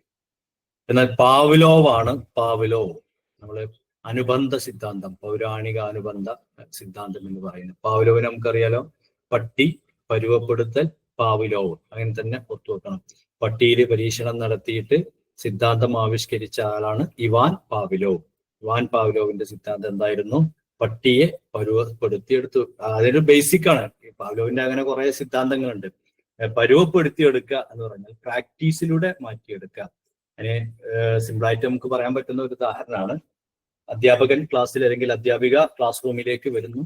ബോർഡിൽ ആനയുടെ ചിത്രം വരക്കുന്നു. അടിയിൽ ആന എന്ന് എഴുതുന്നു. കുട്ടികൾ അടുത്ത ദിവസം വരുന്നു, ആനയുടെ ചിത്രം വരക്കുന്നു. അടിയിൽ ആന എന്ന് എഴുതുന്നു. അടുത്ത ദിവസം വരുന്നു, ബോർഡിൽ ആനയുടെ ചിത്രം വരക്കുന്നു. അടിയിൽ ആന എന്ന് എഴുതുന്നു. 4-ാമത്തെ ദിവസം അധ്യാപകൻ വരുന്നു, ആനയുടെ ചിത്രം വരക്കുന്നു. അടിയിൽ ആന എന്ന് എഴുതിയിട്ടില്ലെങ്കിൽ കുട്ടിക്ക് മനസ്സിലാവും ഇത് ആനയാണ് എന്ന്. ഇതാണ് പരുവപ്പെടുത്തുക എന്നുള്ളതിന്റെ അർത്ഥം. അതിന് കുറെ സിദ്ധാന്തങ്ങൾ അദ്ദേഹം നടത്തിയിട്ടുണ്ടായില്ല. ഒന്നാണ് പട്ടിക്ക് മാംസം കൊടുക്കുക എന്ന് പറയുന്ന സിദ്ധാന്തം. ഈ പരിവർത്തന കാലം എന്ന് അറിയപ്പെടുന്ന വികാസഘട്ടം ഏതാണ്? ഒരുപാട് പരിവർത്തനങ്ങൾ ഉണ്ടാകുന്ന ഒരു കാലം എന്നറിയപ്പെടുന്ന കുട്ടിയുടെ വികാസഘട്ടം എന്ന് പറയുന്നത് കൗമാരമാണ്. 12 മുതൽ 18 വരെയുള്ള വയസ്സിലാണ് ഒരാൾ മെച്യൂർഡ് ആവുന്നത്. 12 മുതൽ 18 വയസ്സ് വരെയുള്ള കാലഘട്ടം എന്ന് പറയുന്നത് ഒരു അൺപ്രഡിക്റ്റബിൾ ഏജ് ആണ് നമുക്ക് വേണമെങ്കിൽ പറയാൻ പറ്റും. അൺപ്രഡിക്റ്റബിൾ ആയിട്ടില്ല വലിയ വലിയ കാര്യങ്ങൾ. നമ്മള് മുഗൾ ചക്രവർത്തിമാരിൽപ്പെട്ട അക്ബർ 13-ാം വയസ്സിൽ രാജാവായി എന്ന് കേട്ടിട്ടുണ്ട്. അപ്പൊ 13-ാം വയസ്സിൽ ഒരാൾ രാജാവാവുക എന്ന് പറഞ്ഞിട്ടുണ്ടെങ്കിൽ അതിന് ടെക്നിക്കൽ സപ്പോർട്ടൊക്കെ പുറത്തുണ്ടാവായിരിക്കും. അങ്ങനെയുള്ള കുറെ ചരിത്രങ്ങൾ, അത് എത്രമാത്രം പിന്നെ ഹിസ്റ്റോറിക്കൽ അതിന്റെ റിയാലിറ്റി ഒക്കെ എങ്ങനെയാണെന്ന് നമുക്കറിയില്ല പറയുന്നത്. പിന്നെ അതേപോലെ ഇസ്ലാമിക നോക്കിയിട്ടുണ്ടെങ്കിൽ അവിടെ നമുക്ക് അങ്ങനെ കാണാൻ പറ്റും. ഉമർ അബ്ദുൽ അസീസ് ഒക്കെ കൗമാര കാലഘട്ടത്തിൽ തന്നെ രാജാവായി എന്ന് പറയും. അപ്പൊ അത്രയും പിന്നെ മാറ്റങ്ങൾ വരാവുന്ന ഒരു കാലഘട്ടമാണ് പിന്നെ അഡോളസൻസ് എന്ന് പറയുന്നത്. പിന്നെ ബുദ്ധിമാപനത്തിൽ IQ കാണാൻ വേണ്ടിയിട്ട് MA/CA/100. അത് മെന്റൽ ഏജ് ഹരിക്കണം ക്രോണോളിക്കൽ ഏജ് എന്നാണ് പറയാ. അഥവാ ഒരു മാനസിക വളർച്ചയും ഒരാളുടെ യഥാർത്ഥ ഏജും തമ്മിൽ ഹരിച്ചിട്ട് അത് 100 കൊണ്ട് ഗുണിക്കുക എന്നാണ് അതിന് പറയാം. ശ്രമ പരാജയ സിദ്ധാന്തം, ട്രയൽ ആൻഡ് എറർ തിയറി നമുക്കറിയാം, തൊണ്ടേക്കാണ്. അക്കാദമിക വിഷയങ്ങളിലെ പരാജയം കായിക പ്രവർത്തനങ്ങളിൽ വീണ്ടെടുക്കുമ്പോൾ ഉപയോഗിക്കുന്ന പ്രതിരോധ തന്ത്രം. ഇവിടെ നമ്മൾ പ്രതിരോധ തന്ത്രങ്ങൾ എന്ന് ഡിഫൻസ് മെക്കാനിസം എന്ന് പറഞ്ഞ കുറച്ച് കാര്യങ്ങൾ പറയുന്നുണ്ട്. പ്രതിരോധ തന്ത്രങ്ങൾ ഞാൻ കുറച്ച് വിശദീകരിക്കുന്നുണ്ട്. പറയാം. ഗസ്റ്റാൾട്ട് സിദ്ധാന്തം ഏത് രാജ്യത്താണ് ഉടലെടുത്തത്? ഇത് മെമ്മറി ലെവലിൽ പഠിക്കേണ്ടതാണ്, നമ്മൾ കാണാൻ പഠിക്കേണ്ട ഒന്നാണ്. ഗസ്റ്റാൾട്ട് മനഃശാസ്ത്രം ഉടലെടുത്തത് എവിടെയാണ്? ജർമ്മനിയിലാണ്. പിന്നെ സംഘബന്ധ പൂർവകാലം എന്ന് പറയുന്നത് ആദ്യ ബാല്യമാണ് സംഘബന്ധ പൂർവകാലം എന്ന് പറയുന്നത്. അപ്പൊ ഇനി നമുക്ക് നോക്കാനുള്ളത് കുറച്ച് ഡിഫൻസീവ് മെക്കാനിസത്തിന്റെ കുറച്ച് ഭാഗങ്ങൾ നോക്കാം. അത് നിങ്ങൾ വായിച്ചതായിരിക്കും, എന്നാലും ഞാൻ ജസ്റ്റ് ഒന്ന് ഓർമ്മിപ്പിക്കാൻ വേണ്ടി പറയാണ്. പ്രതിരോധ തന്ത്രങ്ങൾ എന്ന് പറയുന്നത് ദമനം. അപ്പൊ ദമനം എന്ന് പറഞ്ഞാൽ എന്താ? വേദനാജനകമായ അനുഭവങ്ങളെ അബോധ മനസ്സിലേക്ക് തള്ളിവിടുന്നു. അതാ ചെറുപ്പത്തിൽ കുറെ സഹിക്കാൻ കഴിയാത്ത അനുഭവങ്ങൾ ഉണ്ടായി, അതൊക്കെ മനസ്സിൽ ഇങ്ങനെ തിങ്ങിക്കിടക്കും. അതൊക്കെ ഭാവിയിൽ ഇങ്ങനെ ഇതായും സാധ്യതയുണ്ട്. പല കൗൺസിലിങ്ങിലൊക്കെ ചെയ്യുന്നത് പലരുടെയും മനസ്സിലുള്ള പല കറകളും ഇങ്ങനെ എടുത്ത് കളയലാണ്. അപ്പൊ കുറെ ഇങ്ങനെ കെട്ടിക്കെടുക്കുന്നുണ്ടാവും, ക്ലാവ് പിടിച്ച് കെടുക്കുക എന്നൊക്കെ പറയും. രണ്ടാമത്തെ ഒരു പ്രതിരോധ തന്ത്രമാണ് പ്രക്ഷേപണം. സ്വന്തം ബലഹീനതകൾ മറ്റുള്ളവരിൽ ആക്ഷേപിക്കൽ. കുട്ടി വീട്ടിൽ ചെന്നിട്ട് എന്താടാ എനിക്ക് കണക്കില് 30 മാർക്കുള്ളല്ലോ എന്ന് പറഞ്ഞാൽ ആ ടീച്ചർക്ക് കണക്കെടുക്കാൻ അറിയില്ല എന്ന് പറയാം. അതാണ് പ്രൊജക്ഷൻ എന്ന് പറയുന്നത്. താതാത്മീകരണം എന്ന് പറഞ്ഞിട്ടുണ്ടെങ്കിൽ പിന്നെ മോഹൻലാലിന്റെ സിനിമ വിജയിക്കുമ്പോൾ നമ്മൾ കിടന്ന് ആനന്ദിക്കൽ, അല്ലെങ്കിൽ മെസ്സി ഗോളടിക്കുമ്പോൾ നമ്മൾ കിടന്ന് ചാടിക്കളിക്കൽ. ഇതാണ് താതാത്മീകരണം എന്ന് പറയുന്നത്. മറ്റുള്ളവരിൽ ഇഷ്ടം തോന്നി അവരുടെ ഇഷ്ടങ്ങൾ സ്വന്തം ഇതായിട്ട് ആഘോഷിക്കുക എന്നുള്ളതാണ് താതാത്മീകരണം. പിന്നെ മറ്റൊന്നാണ് യുക്തീകരണം. യുക്തീകരണം എന്ന് പറഞ്ഞാൽ നമ്മൾ ന്യായീകരിക്കൽ തന്നെ, റാഷണലൈസേഷൻ എന്ന് പറയുന്നത്. 2 തരണത്തിലുണ്ട്. ഒന്ന് പിന്നെ എന്താ പറയാ, കിട്ടാത്ത മുന്തിരി പുളിക്കുന്നത് അറിയല്ലോ, നമുക്ക് കിട്ടൂലെങ്കിൽ അതിപ്പോ കിട്ടിയിട്ടെത്താം എന്നുള്ള രീതിയിൽ. അല്ലെങ്കിൽ മധുരിക്കുന്ന നാരങ്ങ, നമ്മളെ കയ്യിലുള്ള നാരങ്ങക്ക് ഭയങ്കര മധുരം, അങ്ങനെ ഉണ്ടാവില്ല. അവനാൻ പിടിച്ച മുതലിന് 3 കൊമ്പ് എന്നൊക്കെ പഴയ ആൾക്കാർ പറയാണ്, ആ രീതിയിലേക്ക്. പിന്നെ നമ്മൾ ഉദാത്തീകരണം എന്ന് പറയും. ഉദാത്തീകരണം എന്ന് പറയാനും സ്വന്തം സബ്ലിമേഷൻ എന്നാണ് അതിന് പറയുന്നത്, സബ്ലിമൈസേഷൻ.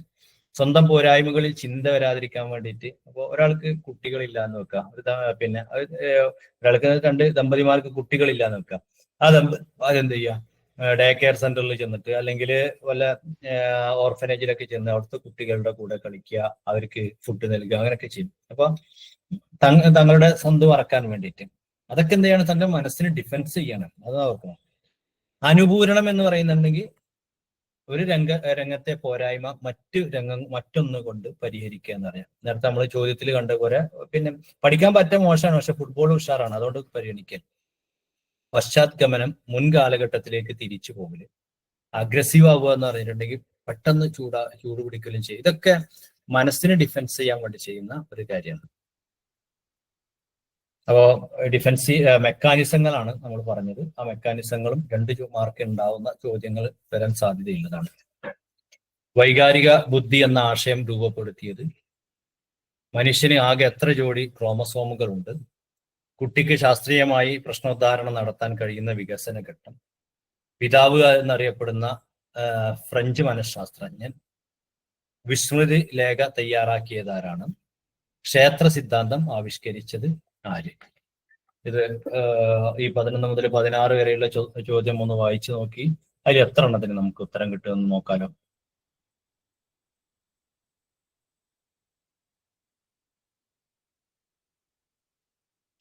ജസ്റ്റ് ഒന്ന് നോക്കൂ. 11ാമത്തത് വൈകാരിക ബുദ്ധിയാണ്. 12ാമത്തെ മനുഷ്യന്റെ ക്രോമസോമുകളുടെ എണ്ണമാണ്. ക്രോമസോമുകൾ എന്ന് പറഞ്ഞിട്ടുണ്ടെങ്കിൽ പിന്നെ ഒരു പുരുഷന്റെയും സ്ത്രീയുടെയും ക്രോമസോമുകൾ ചേർന്നാണ് ഒരു കുഞ്ഞിന്റെ ജന്മം എടുക്കുന്നത്. അതാണ് ബയോളജിക്കലി ഇവിടെ നമ്മുടെ ക്രോമസോമുമായി ബന്ധപ്പെട്ട് കിടക്കുന്നത്. നോക്കാം. വൈകാരിക ബുദ്ധി ഗോൾമാന്റെ ആണ്. 23 ജോഡി ക്രോമസോമുകളാണ് ഒരു മനുഷ്യന്റെ ശരീരത്തിൽ ഉണ്ടാവുക. അഥവാ മനുഷ്യന്റെ ശരീരത്തിൽ എന്നല്ല, പുരുഷ ബീജത്തിൽ 23 ജോഡി ക്രോമസോമുകൾ ഉണ്ടാകും. XY ക്രോമസോമുകളാണ് ഉണ്ടാകുന്നത്. സ്ത്രീയുടെ സ്ത്രീയുടെ അണ്ഡത്തിലും 23 ജോഡി ക്രോമസോമുകൾ ഉണ്ടാവുക. അങ്ങനെ 146 ജോഡി ക്രോമസോമുകൾ ചേർന്ന് ആണ് ഒരു കുഞ്ഞിന് ജന്മം ഉണ്ടാകുന്നത്. ശാസ്ത്രീയമായിട്ടൊക്കെ ഒരു പെർമനൻസി ഒരു വ്യക്തിയുടെ ജീവിതത്തിൽ അല്ലെങ്കിൽ ഹ്യൂമൻ ബീയിങ്ങിന്റെ ജീവിതത്തിൽ വരുന്നത് ഔപചാരിക മനോവ്യാപാര ഘട്ടം എന്ന് പറയുന്ന ഒരു ഘട്ടത്തിലാണ്. പിന്നെ വിസ്മൃതി ലേഖ തയ്യാറാക്കിയത് എബിംഗ് ഹോസ് ആണ്. പിന്നെ പിതാവ് എന്ന പേര്, ഫാദർ എന്ന പേരിൽ അറിയപ്പെടുന്ന മനഃശാസ്ത്രജ്ഞൻ ആൽഫ്രഡ് ബീനെയാണ്. ശാസ്ത്ര സിദ്ധാന്തം ആവിഷ്കരിച്ചത് കെർട്ട് ലെവിനാണ്. ഒരു സമൂഹ ലേഖത്തിൽ കൂടുതൽ അംഗങ്ങളാൽ തെരഞ്ഞെടുക്കപ്പെടുന്ന ഒരാളെയാണ് താരം എന്ന് പറയാം. നമ്മൾ സോഷ്യോമെട്രി എന്ന് പറയില്ല, സോഷ്യോമെട്രിയിലെ ഒരു ടെസ്റ്റാണ്. നമ്മൾ കുറെ ടെസ്റ്റുകൾ പറഞ്ഞല്ലോ, പിന്നെ ക്ലിക്ക്, സ്റ്റാർ എന്നൊക്കെ പറഞ്ഞല്ലോ. ഒരു സമൂഹത്തിൽ നിന്ന്, ഒരു ക്ലാസ്സിൽ നിന്ന് പിന്നെ ഒരാളുടെ സ്റ്റാറ്റസ് കണ്ടെത്തുന്നതിന് വേണ്ടിയിട്ട്. അപ്പൊ അതിന് ചെറിയ ടെസ്റ്റ് ഒക്കെ നടത്താറുണ്ട്. ഇപ്പോൾ ഉദാഹരണമായിട്ട് പറയുകയാണെന്നുണ്ടെങ്കിൽ, നിങ്ങൾ ക്ലാസ്സിൽ ഒരാളോട് പറയാം, നിങ്ങൾ ഇഷ്ടമുള്ള ഒരാളെ വിളിച്ചിട്ട് നിങ്ങൾ പ്രിൻസിപ്പാളിൽ ചെന്ന് കണ്ടോളൂ എന്ന് കുട്ടികളോട് പറയാം. അപ്പോ ഒരു കുട്ടി എന്ത് ചെയ്യും? ഉദാഹരണമായിട്ട് ഒരു ജോർജ് വാ എന്ന് പറഞ്ഞാൽ ഒരു കുട്ടി പോകും. അടുത്തൊരാളോട് പറഞ്ഞു, നിങ്ങൾ പിന്നെ ക്യാൻറ്റീനിൽ പോയിട്ട് കുറച്ച് ചായ കൊണ്ടുവരൂ എന്ന് പറഞ്ഞു. അപ്പോഴും പിന്നെ ഏൽപ്പിക്കപ്പെട്ട ആള് ഒരാളെ കൂട്ടി പോയിക്കോന്ന് പറഞ്ഞാൽ ജോർജ് കൂടെ ഒന്ന് വരൂ എന്ന് പറഞ്ഞു. ഒരാൾ പറയും, നിങ്ങൾ ഇവനെ ഹോസ്പിറ്റലിലേക്ക് ഒന്ന് കൊണ്ടുപോകണം, നീയും ക്ലാസ്സിൽ നിന്ന് ഒരാളെയും കൂടി കൂട്ടിക്കോ എന്ന് പറയും. അപ്പോഴും ജോർജ് എന്ന് പറയും. അപ്പൊ അങ്ങനെ തെരഞ്ഞെടുക്കപ്പെടുന്ന ആൾക്ക് പറയുന്ന പേരാണ് സ്റ്റാർ എന്ന് പറയാം. എല്ലാവരും നമുക്കൊക്കെ അറിയാം, നമ്മുടെ ഫ്രണ്ട് സർക്കിളിൽ നമ്മൾ എന്തിനും ഫസ്റ്റ്, എല്ലാത്തിനും ഫസ്റ്റ് വിളിച്ചാൽ ഇന്നയാളെ വിളിക്കാം എന്ന് അറിയുന്ന ഒരാളുണ്ടാവും. അല്ലെങ്കിൽ നമ്മൾ ഒരു സ്റ്റാഫ് റൂമിൽ വർക്ക് ചെയ്യുന്ന ആളുകളാണെങ്കിൽ എന്താവശ്യത്തിനും നമ്മൾ ഫസ്റ്റ് കോൺടാക്ട് ചെയ്യുന്ന ഒരു സ്റ്റാഫ് അവിടെ ഉണ്ടാവും, അല്ലെങ്കിൽ ഒരു ടീച്ചർ അല്ലെങ്കിൽ ഒരു മാഷ് അവിടെ ഉണ്ടാവും. ആ ഒരു ലെവലിൽ നിൽക്കുന്ന ആളാണ് പിന്നെ സ്റ്റാർ എന്ന് പറയുന്നത്. പിന്നെ റോഷ, അടുത്തൊരു ചോദ്യം, എന്താണ് റോഷയുടെ ഇങ്ക് ബോൾട്ട് ടെസ്റ്റ് എന്നാണ്. റോഷയുടെ ഇങ്ക് ബോൾട്ട് ടെസ്റ്റ് എന്ന ഒരു പ്രൊജക്റ്റീവ് ടെക്നിക്കാണ്. അപ്പോൾ പിന്നെ കുട്ടിയുടെ സ്വഭാവ അല്ലെങ്കിൽ പഠന വ്യവസ്ഥയുടെ വളർച്ചയെ കുറിച്ചൊക്കെ മനസ്സിലാക്കാൻ പല രീതിയിലുള്ള ടെസ്റ്റുകളുണ്ട്. അതിൽപ്പെട്ട ഒരു ടെസ്റ്റാണ് ink blot test. Ink blot തന്നെ പറയാം, പിന്നെ ഇങ്കുകളെ കൂട്ടിയോജിപ്പിക്കുന്ന രീതിയിലുള്ള ടെസ്റ്റാണ്. എനിവേ, പിന്നെ ഇങ്ക് ബോൾട്ട് ടെസ്റ്റ് എന്ന് പറഞ്ഞാൽ ഒരു പ്രൊജക്റ്റീവ് ടെക്നിക്കാണ്. പല ടെക്നിക്കുകളുണ്ട്, അതിൽപ്പെട്ട ഒരു പ്രൊജക്റ്റീവ് ടെക്നിക്കാണ് ഇങ്ക് ബോൾട്ട് ടെസ്റ്റ് എന്ന് പറയുന്നത്. ഇങ്ക് ബോൾട്ട് ടെസ്റ്റ് എന്ന് പറയും. അപ്പൊ അതില് പിന്നെ കുറെ ബ്ലോട്ടുകൾ ഇങ്ങനെ ഇട്ടിട്ട് കുറെ ചിത്രങ്ങൾ ഇങ്ങനെ വെച്ചിട്ട് അതിൽ നിന്ന് എന്താണ് അതിന്റെ രൂപം എന്ന് കണ്ടെത്താൻ കുട്ടികളോട് പറയുന്ന രീതിയൊക്കെയാണ് ഇങ്ക് ബ്ലോട്ടിൽ നമ്മൾ സാധാരണ കാണാറുള്ളത്. ഇനി പഞ്ചേന്ദ്രിയങ്ങൾ പ്രവർത്തനക്ഷമമാവുകയും നിറങ്ങളും സ്വരങ്ങളും തിരിച്ചറിയുന്ന വികസന ഘട്ടം ഏത് എന്ന് പറയും. ആദ്യ ബാല്യത്തിലാണ് പിന്നെ നമ്മുടെ സെൻസസ് എന്ന് പറയില്ല, സെൻസുകള് പിന്നെ ആക്റ്റീവ് ആവുകയും ഓരോന്നും തിരിച്ചറിയുന്ന ഘട്ടം. ബുദ്ധിപരമായ സത്യസന്ധത പാലിച്ചുകൊണ്ട് എന്തും ഏത് നിലവാരത്തിലുള്ളതും കുട്ടികളെ പഠിപ്പിക്കാനാകും എന്ന് പറഞ്ഞത് ആര്? ബ്രൂണറാണ് ബുദ്ധിപരമായിട്ടുള്ള വെച്ചിട്ട് കുട്ടികളെ എന്തും പഠിപ്പിക്കാമെന്ന് പറഞ്ഞത്. ബുദ്ധിയുടെ ദ്വിഘടക സിദ്ധാന്തം കണ്ടെത്തിയത് സ്പിയർമാൻ ആണ്. ദ്വിഘടക സിദ്ധാന്തം. പിന്നെ വികസനോത്മക പ്രവർത്തികൾ എന്ന ആശയത്തിന്റെ ഉപജ്ഞാതാവ് ഹാവി ഗസ്റ്റ് ആണ്. ഡെവലപ്മെന്റൽ ആക്ടിവിറ്റീസിന്റെ കണ്ടെത്തൽ നടത്തിയത്.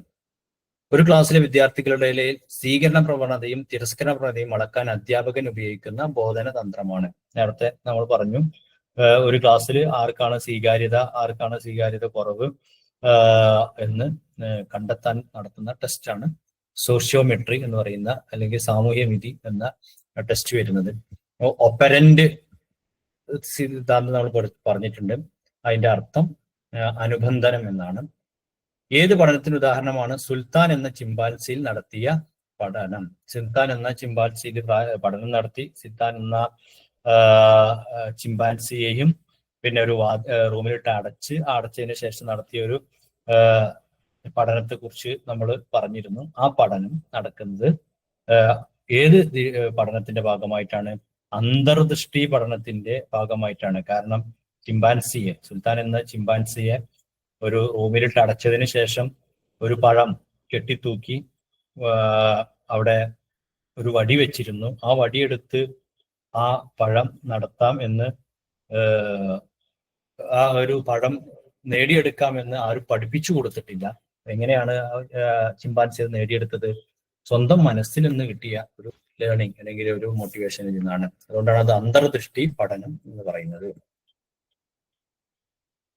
ഇനി ചോദ്യവുമായി ബന്ധപ്പെട്ട കുറച്ച് കാര്യങ്ങളാണ് മുൻകാലത്ത് ഞാൻ ഷെയർ ചെയ്യപ്പെട്ട ഷെയർ ചെയ്ത് തന്ന ഒരു ഇതിൽ ഉണ്ടായിട്ടുണ്ടായിരുന്നു. അപ്പൊ നിങ്ങളോട് ചോദിക്കുന്ന ചോദ്യങ്ങളിൽ വളരെ ഇമ്പോർട്ടന്റ് ഉള്ള ഒരു ഏരിയ ആണ് ബന്ധമുള്ള, ബന്ധമില്ലാത്ത എന്നുള്ള ചോദ്യങ്ങൾ വരും. അപ്പൊ ഉദാഹരണമായി പറഞ്ഞു കഴിഞ്ഞിട്ടുണ്ടെങ്കിൽ താഴെ കൊടുത്തവയിൽ വായനാ വൈകല്യവുമായി ബന്ധമില്ലാത്തത് ഏത്? വായിക്കുമ്പോൾ ചില പദങ്ങൾ വിട്ടുവായിക്കുന്നു, ചില വരികൾ വിട്ടുവായിക്കുന്നു, ചില അക്ഷരങ്ങൾ അവ്യക്തമായി ഉച്ചരിക്കുന്നു, അർത്ഥം മനസ്സിലാക്കാതെ വായിക്കുന്നു. ഇതില് പിന്നെ ഡിസ്ലെക്സിയയുമായി ബന്ധപ്പെടാത്തത് ഏത്? വായനാ വൈകല്യവുമായി ബന്ധപ്പെടാത്ത എന്താ ഏതാണ്? അർത്ഥം മനസ്സിലാക്കാതെ വായിക്കുന്നു എന്നുള്ളത് വായനാ വൈകല്യമല്ല. അപ്പൊ നമ്മളെ കുട്ടികളൊക്കെ വളരെ കറക്റ്റ് ആയിട്ട് ഹോട്ടലിന്റെ ബോർഡുകളും അല്ലെങ്കിൽ ഇംഗ്ലീഷ് വാക്കുകളൊക്കെ വായിക്കും. അപ്പൊ നമ്മൾ എന്ത് പറയും? അവർക്ക് നല്ല വായനാ കപ്പാസിറ്റി ഉണ്ട് എന്ന് പറയും. അപ്പൊ വായനാ കപ്പാസിറ്റിയുമായി ബന്ധപ്പെട്ടതല്ല എന്ത് അർത്ഥം മനസ്സിലാക്കാതെ വായിക്കുക എന്നുള്ളത്. ഓപ്ഷൻ ഡി ആണ് ശരിയായിട്ടുള്ള ഉത്തരം. ബുദ്ധി സിദ്ധാന്തവുമായി ബന്ധമില്ലാത്ത സൈക്കോളജിസ്റ്റ് ആരാണ്? ബുദ്ധി സിദ്ധാന്തവുമായി ബന്ധമില്ലാത്തത് കോഹ്ലറാണ്. കോഹ്ലർ പിന്നെ എന്തിന്റെ ആളാണ്? അയാൾ ലേണിംഗിന്റെ അന്തർദൃഷ്ടി പഠനവുമായി ബന്ധപ്പെട്ട ആളാണ് കോഹ്ലർ. ഓപ്ഷൻ ബി ആണ് ശരിയായിട്ടുള്ള ഉത്തരം. വൈഗോസ്കിയുടെ വിദ്യാഭ്യാസ കാഴ്ചയുമായി നേരിട്ട് ബന്ധമില്ലാത്തത് റിസപ്ഷനിലെ അർത്ഥപൂർണമായ സ്വാംശീകരണ പഠനമാണ്. പിന്നെ അത് സുബലിന്റെയാണ് എന്ന് നമ്മൾ പറഞ്ഞു. നേരത്തെ വന്ന ചോദ്യത്തിലും ഇതിനോട് സമാനമായിട്ടുള്ള ഒരു ചോദ്യം ഉണ്ടായിരുന്നു. താഴെ പറയുന്നവയിൽ കൺസ്ട്രക്റ്റീവിസം, ജ്ഞാനനിർമ്മിതിയുമായി ബന്ധമില്ലാത്തത് ഏത്? ജ്ഞാനനിർമ്മിതിയുമായി ബന്ധമില്ലാത്തത് എന്ന് പറയുന്നത് ടീച്ചർ സെന്റേഡ് ആണ്. ഇതൊക്കെ ഈ ഒരു ഏരിയയൊക്കെ പല രീതിയിലാണ് ചോദിച്ചത്. നേരത്തെ നമ്മൾക്ക് കുറെ ഓപ്ഷൻസ് ഒരു ചോദ്യം തന്നിട്ട് നേരെ ഒരു ചോദ്യം നമ്മൾ കണ്ടു. ആ ചോദ്യത്തിൽ എന്താണ് നമ്മൾ പറഞ്ഞത്? പ്രതിക്രിയ, കോപ്പറേറ്റീവ് ലേണിംഗ്, കൊളാബറേറ്റീവ് ലേണിംഗ്, പിന്നെ അതിൽ വന്നൊരു ഡയറക്റ്റ് ലേണിംഗ് എന്ന് പറഞ്ഞു. ആ ഡയറക്റ്റ് ലേണിംഗ് ഇതിൽ കൂട്ടത്തിൽ പെടാത്തത് ഏത്? അവിടെ കൺസ്ട്രക്റ്റീവിസം എന്ന് പറഞ്ഞൊരു വേർഡ് വന്നിട്ടില്ല. അപ്പൊ കൺസ്ട്രക്റ്റീവിസത്തിന്റെ ഭാഗമായിട്ട് വരുന്നത് 3 ഉണ്ട്. അതിൽ പെടാത്തതൊന്ന് ടീച്ചർ സെന്റേഡ് ലേണിംഗ് ആണ്. അപ്പൊ നമ്മൾ മനസ്സിലാക്കേണ്ടത് വെച്ചാൽ ഈ കൺസ്ട്രക്റ്റീവിസം ഇതിന്റെ മെത്തേഡ് എങ്ങനെയാന്നുള്ളത് നമ്മൾ മനസ്സിലാക്കിയിരിക്കണം. അപ്പോൾ കൺസ്ട്രക്റ്റീവിസം, അതിന്റെ വക്താവ് ആര്, അതിന്റെ മെത്തേഡ് എന്ത്, ഇതൊക്കെ അങ്ങനെയൊക്കെ പറയുന്നത് എന്താ വെച്ചാൽ നമ്മൾ ഒരു നോട്ടിൽ ഇതൊക്കെ ഒന്ന് കുറിച്ച് വെക്കുകയാണെങ്കിൽ ആ കുറിച്ച് വെച്ചത് മാത്രം നോക്കിയാൽ മതി. പിന്നെ ക്ലാസ് കേൾക്കേണ്ട ആവശ്യമൊന്നുമില്ല. നമുക്ക് ആ ഏരിയ പിന്നെ വളരെ വ്യക്തമായിട്ട് നോക്കി കഴിഞ്ഞാൽ ഈസി ആയിട്ട് എക്സാം കവർ ചെയ്യാം. ക്രിയേറ്റിവിറ്റിയുമായി ബന്ധപ്പെട്ട ഒരു ചോദ്യമാണ്. അഭിരാമി ഒരു സർഗാത്മക ഉള്ള വിദ്യാർത്ഥിനിയാണ്. താഴെ പറയുന്നതിൽ അവരുടെ സ്വഭാവവുമായി ബന്ധമില്ലാത്തത്.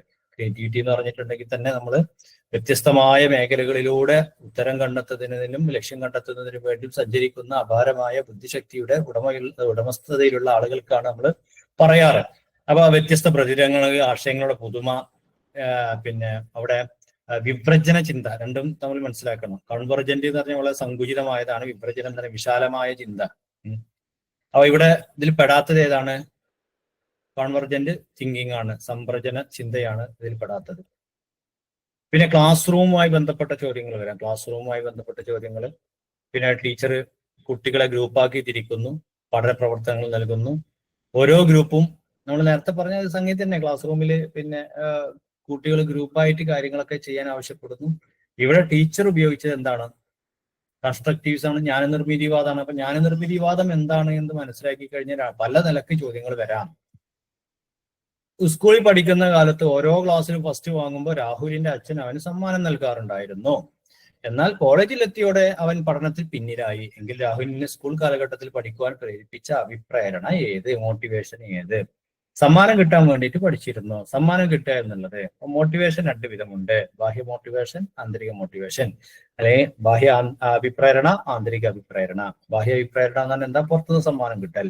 പുറത്തുനിന്ന് സമ്മാനം കിട്ടൽ തന്നെയാണല്ലോ. അതല്ലാതെ പിന്നെ എന്താ പറയാ, ഒരാൾക്ക് പിന്നെ പ്രണയം, വല്ലാത്ത പ്രണയം ഒരാളോടുണ്ട്. അപ്പോൾ പ്രണയം വല്ലാതെ ഉള്ളത് കൊണ്ട് പ്രണയവുമായി ബന്ധപ്പെട്ട ചിന്തകൾക്ക് സഹായം നൽകുന്നതിന് വേണ്ടി പ്രണയവുമായി ബന്ധപ്പെട്ട ഗാനങ്ങൾ ആസ്വദിക്കുന്നു, കേൾക്കുന്നു, പ്രണയവുമായി ബന്ധപ്പെട്ട പുസ്തകങ്ങൾ വായിക്കുന്നു. ഇതൊക്കെ എന്താണ്? പുറത്തുനിന്ന് ആരെങ്കിലും സമ്മാനം കൊടുക്കുവോ? ഇല്ല. പിന്നെ സർട്ടിഫിക്കറ്റ് കിട്ടോ? ഇല്ല. വേറെ എന്തെങ്കിലും ഗുണങ്ങൾ പുറത്തുനിന്നുണ്ടോ? ഇല്ല. അപ്പൊ പിന്നെ എന്താണ്? അത് ഉള്ളിൽ നിന്നുള്ള പ്രേരണ, അതാണ് ആന്തരിക അഭിപ്രേരണ. സ്മിത ടീച്ചർ ബോർഡിൽ പറയുന്ന താഴെ ചോദ്യങ്ങൾ എഴുതുന്നു. ഇതിൽ വ്യത്യസ്തമായ ചിന്ത സാധ്യമാക്കുന്നത് ഏത്? ഉഷത് വളരെ കൃത്യമായിട്ട് എത്താൻ പറ്റും. പാലിന്റെ നിറം എന്ത്? പാലിന്റെ നിറം എന്ത് എന്നുള്ളതിന് ഒറ്റ ആൻസറേ ഉള്ളൂ. It's white.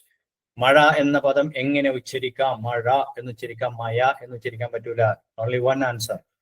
ന്യൂസ് പേപ്പർ കൊണ്ട് എന്തെല്ലാം വസ്തുക്കൾ ഉണ്ടാക്കാം? വ്യത്യസ്തമായ ചിന്തയിലൂടെ സഞ്ചരിച്ചു കഴിഞ്ഞാൽ പുതുമയാർന്നതായ ഒരുപാട് കാര്യങ്ങൾ കണ്ടെത്താനും ഉണ്ടാക്കാനും ചെയ്തു തീർക്കാനും പറ്റുന്ന സാഹചര്യം ഉള്ളത് കൊണ്ട് ന്യൂസ് പേപ്പർ കൊണ്ട് എന്തെല്ലാം ഉണ്ടാക്കാം എന്ന് പറയുന്നത് അതൊരു ഡിഫറജന്റ് തിങ്കിങ്ങിന് സാധ്യമാക്കുന്നു.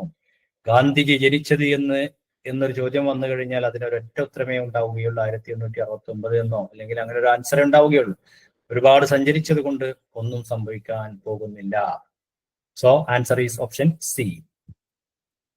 നിങ്ങളുടെ പ്രൈമറി ക്ലാസ്സിലെ ഒരു കുട്ടി എപ്പോഴും കളികളിൽ വിമുഖത കാണിക്കുന്നു. ഈ കുട്ടിയെ പഠിക്കാൻ, ഈ കുട്ടിയെ കുറിച്ച് മനസ്സിലാക്കാൻ ഏറ്റവും നല്ല പഠനം രീതി ആകുന്നത് കേസ് സ്റ്റഡിയാണ്. ആ കുട്ടിയെ കുറിച്ചുള്ള കേസ് നന്നായിട്ട് സ്റ്റഡി ചെയ്യുക. നിരീക്ഷണം നടത്തിയിട്ട് കാര്യമില്ലാണ്. കാരണം നിരീക്ഷണം നടത്തിയിട്ടുണ്ടെങ്കിൽ കുട്ടിയുടെ ശേഷമുള്ള കാര്യങ്ങളെ മനസ്സിലാവുള്ളൂ, മുമ്പുള്ള കാര്യങ്ങൾ മനസ്സിലാവൂല. അഭിമുഖം നടത്തിയിട്ടുണ്ടെങ്കിൽ കുട്ടിയോട് സംസാരിച്ചു കഴിഞ്ഞിട്ടുണ്ടെങ്കിൽ പിന്നെ കുട്ടിയോട് ചോദിച്ച കുട്ടി എല്ലാത്തിനും ഉത്തരം പറഞ്ഞു കൊള്ളണമെന്നില്ല.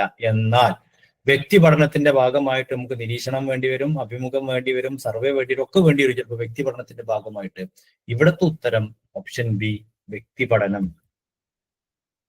അധ്യാപിക സങ്കീർണമായ ഒരു ആശയം സന്തോഷകരമായ ഒരു ചോദകവുമായി ബന്ധപ്പെടുത്തി പഠിപ്പിക്കുന്നു. അത്തരം കുറെ പ്രവർത്തനങ്ങൾ ആവർത്തനങ്ങൾക്ക് ശേഷം കുട്ടികൾ അത് ഇഷ്ടപ്പെടാൻ തുടങ്ങുന്നു. ഇത് ഏത് പഠന സിദ്ധാന്തത്തിന്റെ അടിസ്ഥാനത്തിലാണ്? ഓപ്ഷൻ എ ആണ്, ക്ലാസിക്കൽ കണ്ടീഷനിങ്. വളരെ സിമ്പിളായി മനസ്സിലാക്കി തരാം. ഒരു കുട്ടിക്ക് പിന്നെ ഒരു വിഷയം പഠിയുന്നില്ല, അപ്പൊ കുട്ടിക്ക് പാട്ട് നല്ല ഇഷ്ടമാണ്. ആ പാട്ടിന്റെ രീതിയിൽ അത് ചൊല്ലി പഠിപ്പിക്കുക. കുറച്ച് രാഷ്ട്രീയക്കാരായ ആൾക്കാരുണ്ട്, വിദ്യാർത്ഥി രാഷ്ട്രീയത്തിന്റെ വക്താക്കളായ ആൾക്കാരാണ്.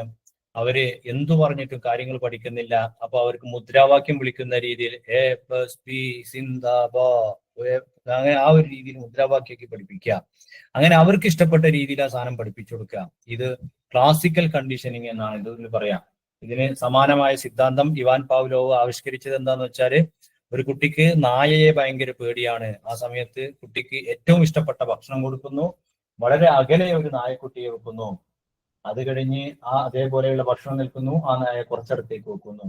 വീണ്ടും ഭക്ഷണം കൊടുക്കുന്ന സമയത്ത്, കാരണം കുട്ടിക്ക് ഏറ്റവും ഇഷ്ടപ്പെട്ട ഭക്ഷണം കിട്ടിയ സന്തോഷത്തിൽ അകലെയിരിക്കുന്ന നായയെ കുറിച്ച് ഭയപ്പെടാൻ കുട്ടി മറന്നു പോകുന്നു, അല്ലെങ്കിൽ ആ ഭയത്തെ അല്പാൽപമായി കുറച്ചു കൊണ്ടുവന്ന് അവസാനം ഈ നായയെ വളരെ അടുത്ത് കൊടുത്ത് വെക്കുന്നു. കുട്ടി ഭക്ഷണം കഴിക്കുന്നു, നായ അപകടകാരിയല്ലെന്ന് മനസ്സിലാക്കുന്നു. ഇതാണ് പാവ്ലോവ് നടത്തിയ സിദ്ധാന്തം. നായ കടിക്കുന്ന സ്വഭാവമുള്ളതാണെങ്കിൽ സിദ്ധാന്തമൊക്കെ പരാജയപ്പെടുക വേറെ കാര്യം, സിദ്ധാന്തമാണ്. അപ്പോൾ ഈ ഒരു സിദ്ധാന്തമാണ് ക്ലാസിക്കൽ കണ്ടീഷനിങ്. മാത്സിൽ തിയറി പഠിക്കാൻ പ്രയാസമാണ്, പാട്ടിലൂടെ പഠിപ്പിക്കുക, വേറെ രീതിയിലൂടെ പഠിപ്പിക്കുകയൊക്കെ ചെയ്യുന്നത്. പെൺകുട്ടികൾക്ക് വേണ്ടി പെൺകുട്ടികൾക്ക് ഈ ജോലി ചെയ്യാൻ പറ്റില്ല എന്ന് ക്ലാസ്സിൽ അധ്യാപകൻ പറഞ്ഞാൽ ഈ പ്രസ്താവന സൂചിപ്പിക്കുന്നത് എന്താണ്? അത് മുൻവിധിയാണ്. ഈ ജോലി ചെയ്യാൻ പറ്റൂല, ജോലി കൊടുക്കാതിരിക്കുക, അല്ലെങ്കിൽ പെൺകുട്ടികളെ മാത്രം ഉൾക്കൊള്ളിക്കുക എന്നുള്ളത്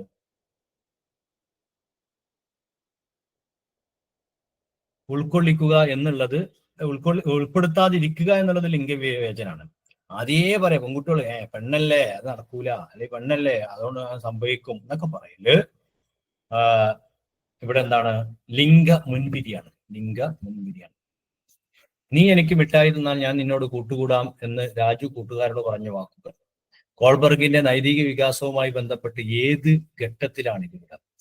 അത് വ്യവസ്ഥാപിത പൂർവ്വതലമാണ്. അഥവാ ഒരു ആദ്യകാല ബാല്യത്തിന്റെ ഒക്കെ സമയത്തുണ്ടാവുന്ന കുട്ടികളുടെ രീതിയാണ്. ഗിഫ്റ്റസിനും അവാർഡ്സിനും വേണ്ടിയിട്ട് സ്വഭാവം മാറ്റുക എന്നുള്ളത്. മോറൽ ഡെവലപ്മെന്റ് ഇതിൽ ചെറിയൊരു ഭാഗമായിട്ട് വരുന്നു. മോറൽ ഡെവലപ്മെന്റ് എന്ന് പറഞ്ഞാൽ കുട്ടിയുടെ സ്വഭാവം തീരുമാനിക്കപ്പെടുന്ന കാര്യങ്ങൾ. ഇനി പ്രസ്താവനകളെ കുറിച്ചുള്ള ചോദ്യങ്ങൾ. ഈ പ്രസ്താവനയിൽ ഏതാണ് ശരി, ഏതാണ് തെറ്റ് എന്നുള്ളത്. താഴെ പറയുന്നവയിൽ വൈജ്ഞാനിക വികാസം തെറ്റായ ജോഡി ഏത്?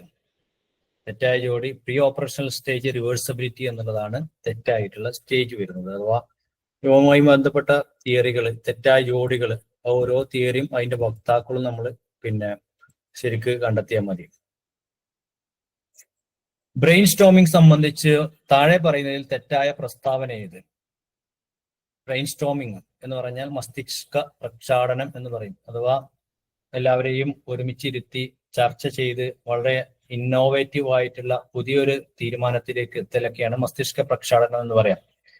ഒരു ഉദാഹരണത്തിലൂടെ കൂടെ പറഞ്ഞു കഴിഞ്ഞിട്ടുണ്ടെങ്കിൽ, കൊറോണയ്ക്ക് ശേഷം വിദ്യാർത്ഥികളിൽ ക്ലാസ് അറ്റൻഷൻ എന്നുള്ളത് വളരെ കുറഞ്ഞു വന്നിട്ടുണ്ട്. അതുകൊണ്ട് നമ്മുടെ സ്കൂളിലെ വിദ്യാർത്ഥികളുടെ ക്ലാസ് അറ്റൻഷൻ കൂട്ടുന്നതിന് വേണ്ടി വലിയ തീരുമാനങ്ങൾ എടുക്കപ്പെടണം എന്ന് പറഞ്ഞ് സ്റ്റാഫിനൊക്കെ വിളിച്ചു കൂട്ടിയിട്ട് അതിന് അഭിപ്രായങ്ങൾ ശേഖരിക്കുക. അത് അധ്യാപകരുടെ ഇടയിൽ ഇതേ രീതി കുട്ടികളെ അപ്ലൈ ചെയ്യാറുണ്ട്. അതാണ് നമ്മൾ പറഞ്ഞത്. അപ്പൊ ഇതൊരു പ്രശ്നാധിഷ്ഠിത രീതിയാണ്. അത് എപ്പോഴാണ് അങ്ങനെ ഇതുണ്ടാവുക? പ്രശ്നാധിഷ്ഠിത രീതിയാണ്.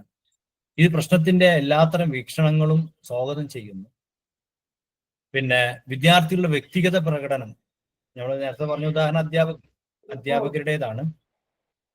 വിദ്യാർത്ഥികളുടെ ഭാവനാശക്തി വർദ്ധിപ്പിക്കാൻ കഴിയുന്നു. അപ്പൊ ഇതിലേതാ വരുന്നത്? ഓപ്ഷൻ സി ആണ്. കാരണം എന്താ വെച്ചാല്, പിന്നെ ഞാൻ നേരത്തെ പറഞ്ഞ അധ്യാപകരിലേക്ക് അപ്ലൈ ചെയ്ത് നോക്കുകയാണെങ്കിൽ അധ്യാപകരെ വിളിച്ചു കൂട്ടിയിട്ട് കൊറോണയ്ക്ക് ശേഷമുള്ള വിഷയങ്ങൾ ഇതാക്കുന്ന പുതിയ അഭിപ്രായങ്ങൾ ഏതെങ്കിലും അധ്യാപകന്റെ അല്ലെങ്കിൽ അധ്യാപികയുടെ വ്യക്തിഗത പ്രകടനം വിലയിരുത്താനല്ല, പുതിയ വ്യൂസ് കണ്ടെത്താനും പുതിയ അതില് വ്യക്തി എന്നുള്ളതോ അല്ലെങ്കിൽ പ്രകടനമല്ല, ആ ഏത് സബ്ജക്റ്റ് ആണോ കൊടുത്തിട്ടുള്ളത് ആ സബ്ജക്റ്റിന്റെ പുതിയൊരു ആൻസറിന് വേണ്ടിയിട്ടാണ് നമ്മൾ ഇത് ചെയ്യുന്നത്. അപ്പൊ ബ്രെയിൻ സ്റ്റോമിംഗ് എന്ന് പറഞ്ഞാൽ അതൊരു പ്രോബ്ലം സോൾവ് ചെയ്യാനുള്ള മെത്തേഡാണ്. അതിൽ വിദ്യാർത്ഥികളുടെ വ്യൂസ് കണ്ടെത്താൻ വേണ്ടിയിട്ടുള്ളതാണ്, വിദ്യാർത്ഥിയെ കണ്ടെത്താനല്ല. അതുപോലെ ഇത്തരം ഒരു സാഹചര്യങ്ങളിൽ കൊണ്ടുവന്നാൽ വിദ്യാർത്ഥികളുടെ വ്യക്തിഗതമായ പ്രകടനം അതിൽ വിശാലമായിട്ട് വരും. താഴെ പറയുന്നവയിൽ മാനസിക വെല്ലുവിളികൾ നേരിടുന്ന കുട്ടികളുമായി യോജിക്കാത്ത പ്രസ്താവന ഏത്? മാനസിക വെല്ലുവിളി നേരിടുന്ന കുട്ടികളുമായിട്ട് യോജിക്കാത്ത പ്രസ്താവന ഏത്? അപ്പം മാനസിക വെല്ലുവിളി നേരിടുന്ന കുട്ടികൾ മെന്റലി ചാലഞ്ച്, മെന്റലി റിട്ടയർഡ് എന്നൊക്കെ പറയും. അപ്പൊ മെന്റലി റിട്ടയർഡ് ആയ കുട്ടികള് പൊരുത്തപ്പെടാനുള്ള പ്രയാസം പിന്നെ അതുണ്ടാവും എന്തായാലും. ഓപ്ഷന് യോജിക്കാത്ത പ്രസ്താവനയാണ്. ശരാശരി ഉയർന്ന ബുദ്ധിശക്തി മെന്റലി ഡിസേബിൾ ആയ ആളുകൾക്ക് ഉണ്ടാവില്ല. അവിടെ തന്നെ നമുക്ക് ഉത്തരം കിട്ടി. ബിലോ ആവറേജ് ആയിക്കാരും താഴ്ന്ന അക്കാദമിക് നിലവാരമായിരിക്കും അവർക്ക്. പിന്നെ ഉയർന്ന ബുദ്ധിശക്തി എന്ന് എന്തായാലും ഉണ്ടാവില്ല. ബാക്കിയൊക്കെ നമുക്ക് നെഗറ്റീവ് ആണ്, ഒന്ന് മാത്രം പോസിറ്റീവ് ആണ്. അപ്പൊ പോസിറ്റീവ് ആയതാണ് ഓടായി വ്യത്യസ്തമായി നിൽക്കുന്നത്. അതിന്റെ ഉത്തരം ഓപ്ഷൻ ബി ആണ്.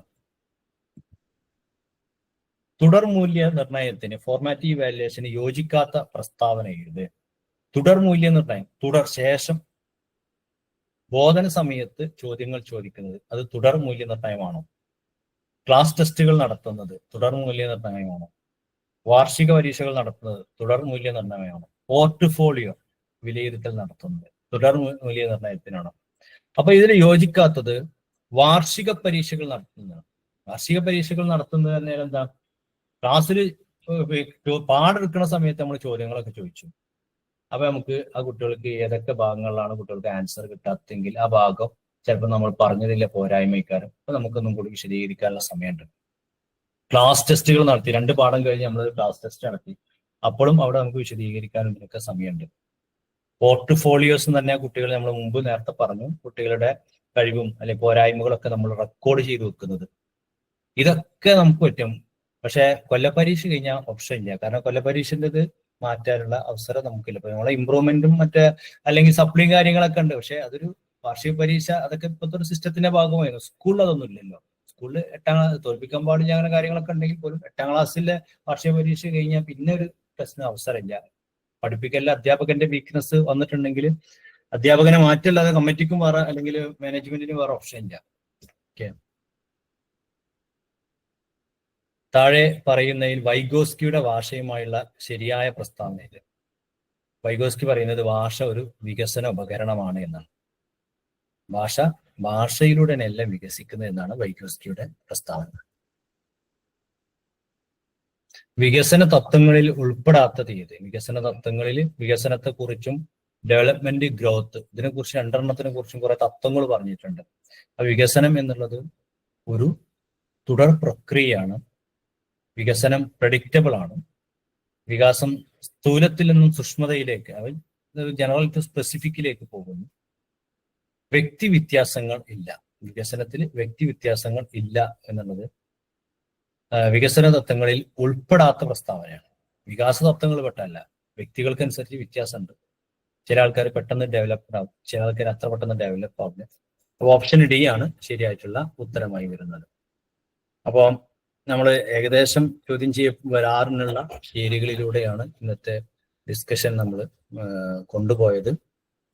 ഇതുമായി ബന്ധപ്പെട്ട് ഓരോ ഏരിയയുടെയും വിശദമായ ക്ലാസ്സുകൾ ഫോക്കസിൽ അവൈലബിൾ ആണ്. ക്ലാസ്സിൽ ജോയിൻ ചെയ്ത ആളുകൾക്ക് ലഭ്യമായിട്ടുണ്ടാകും.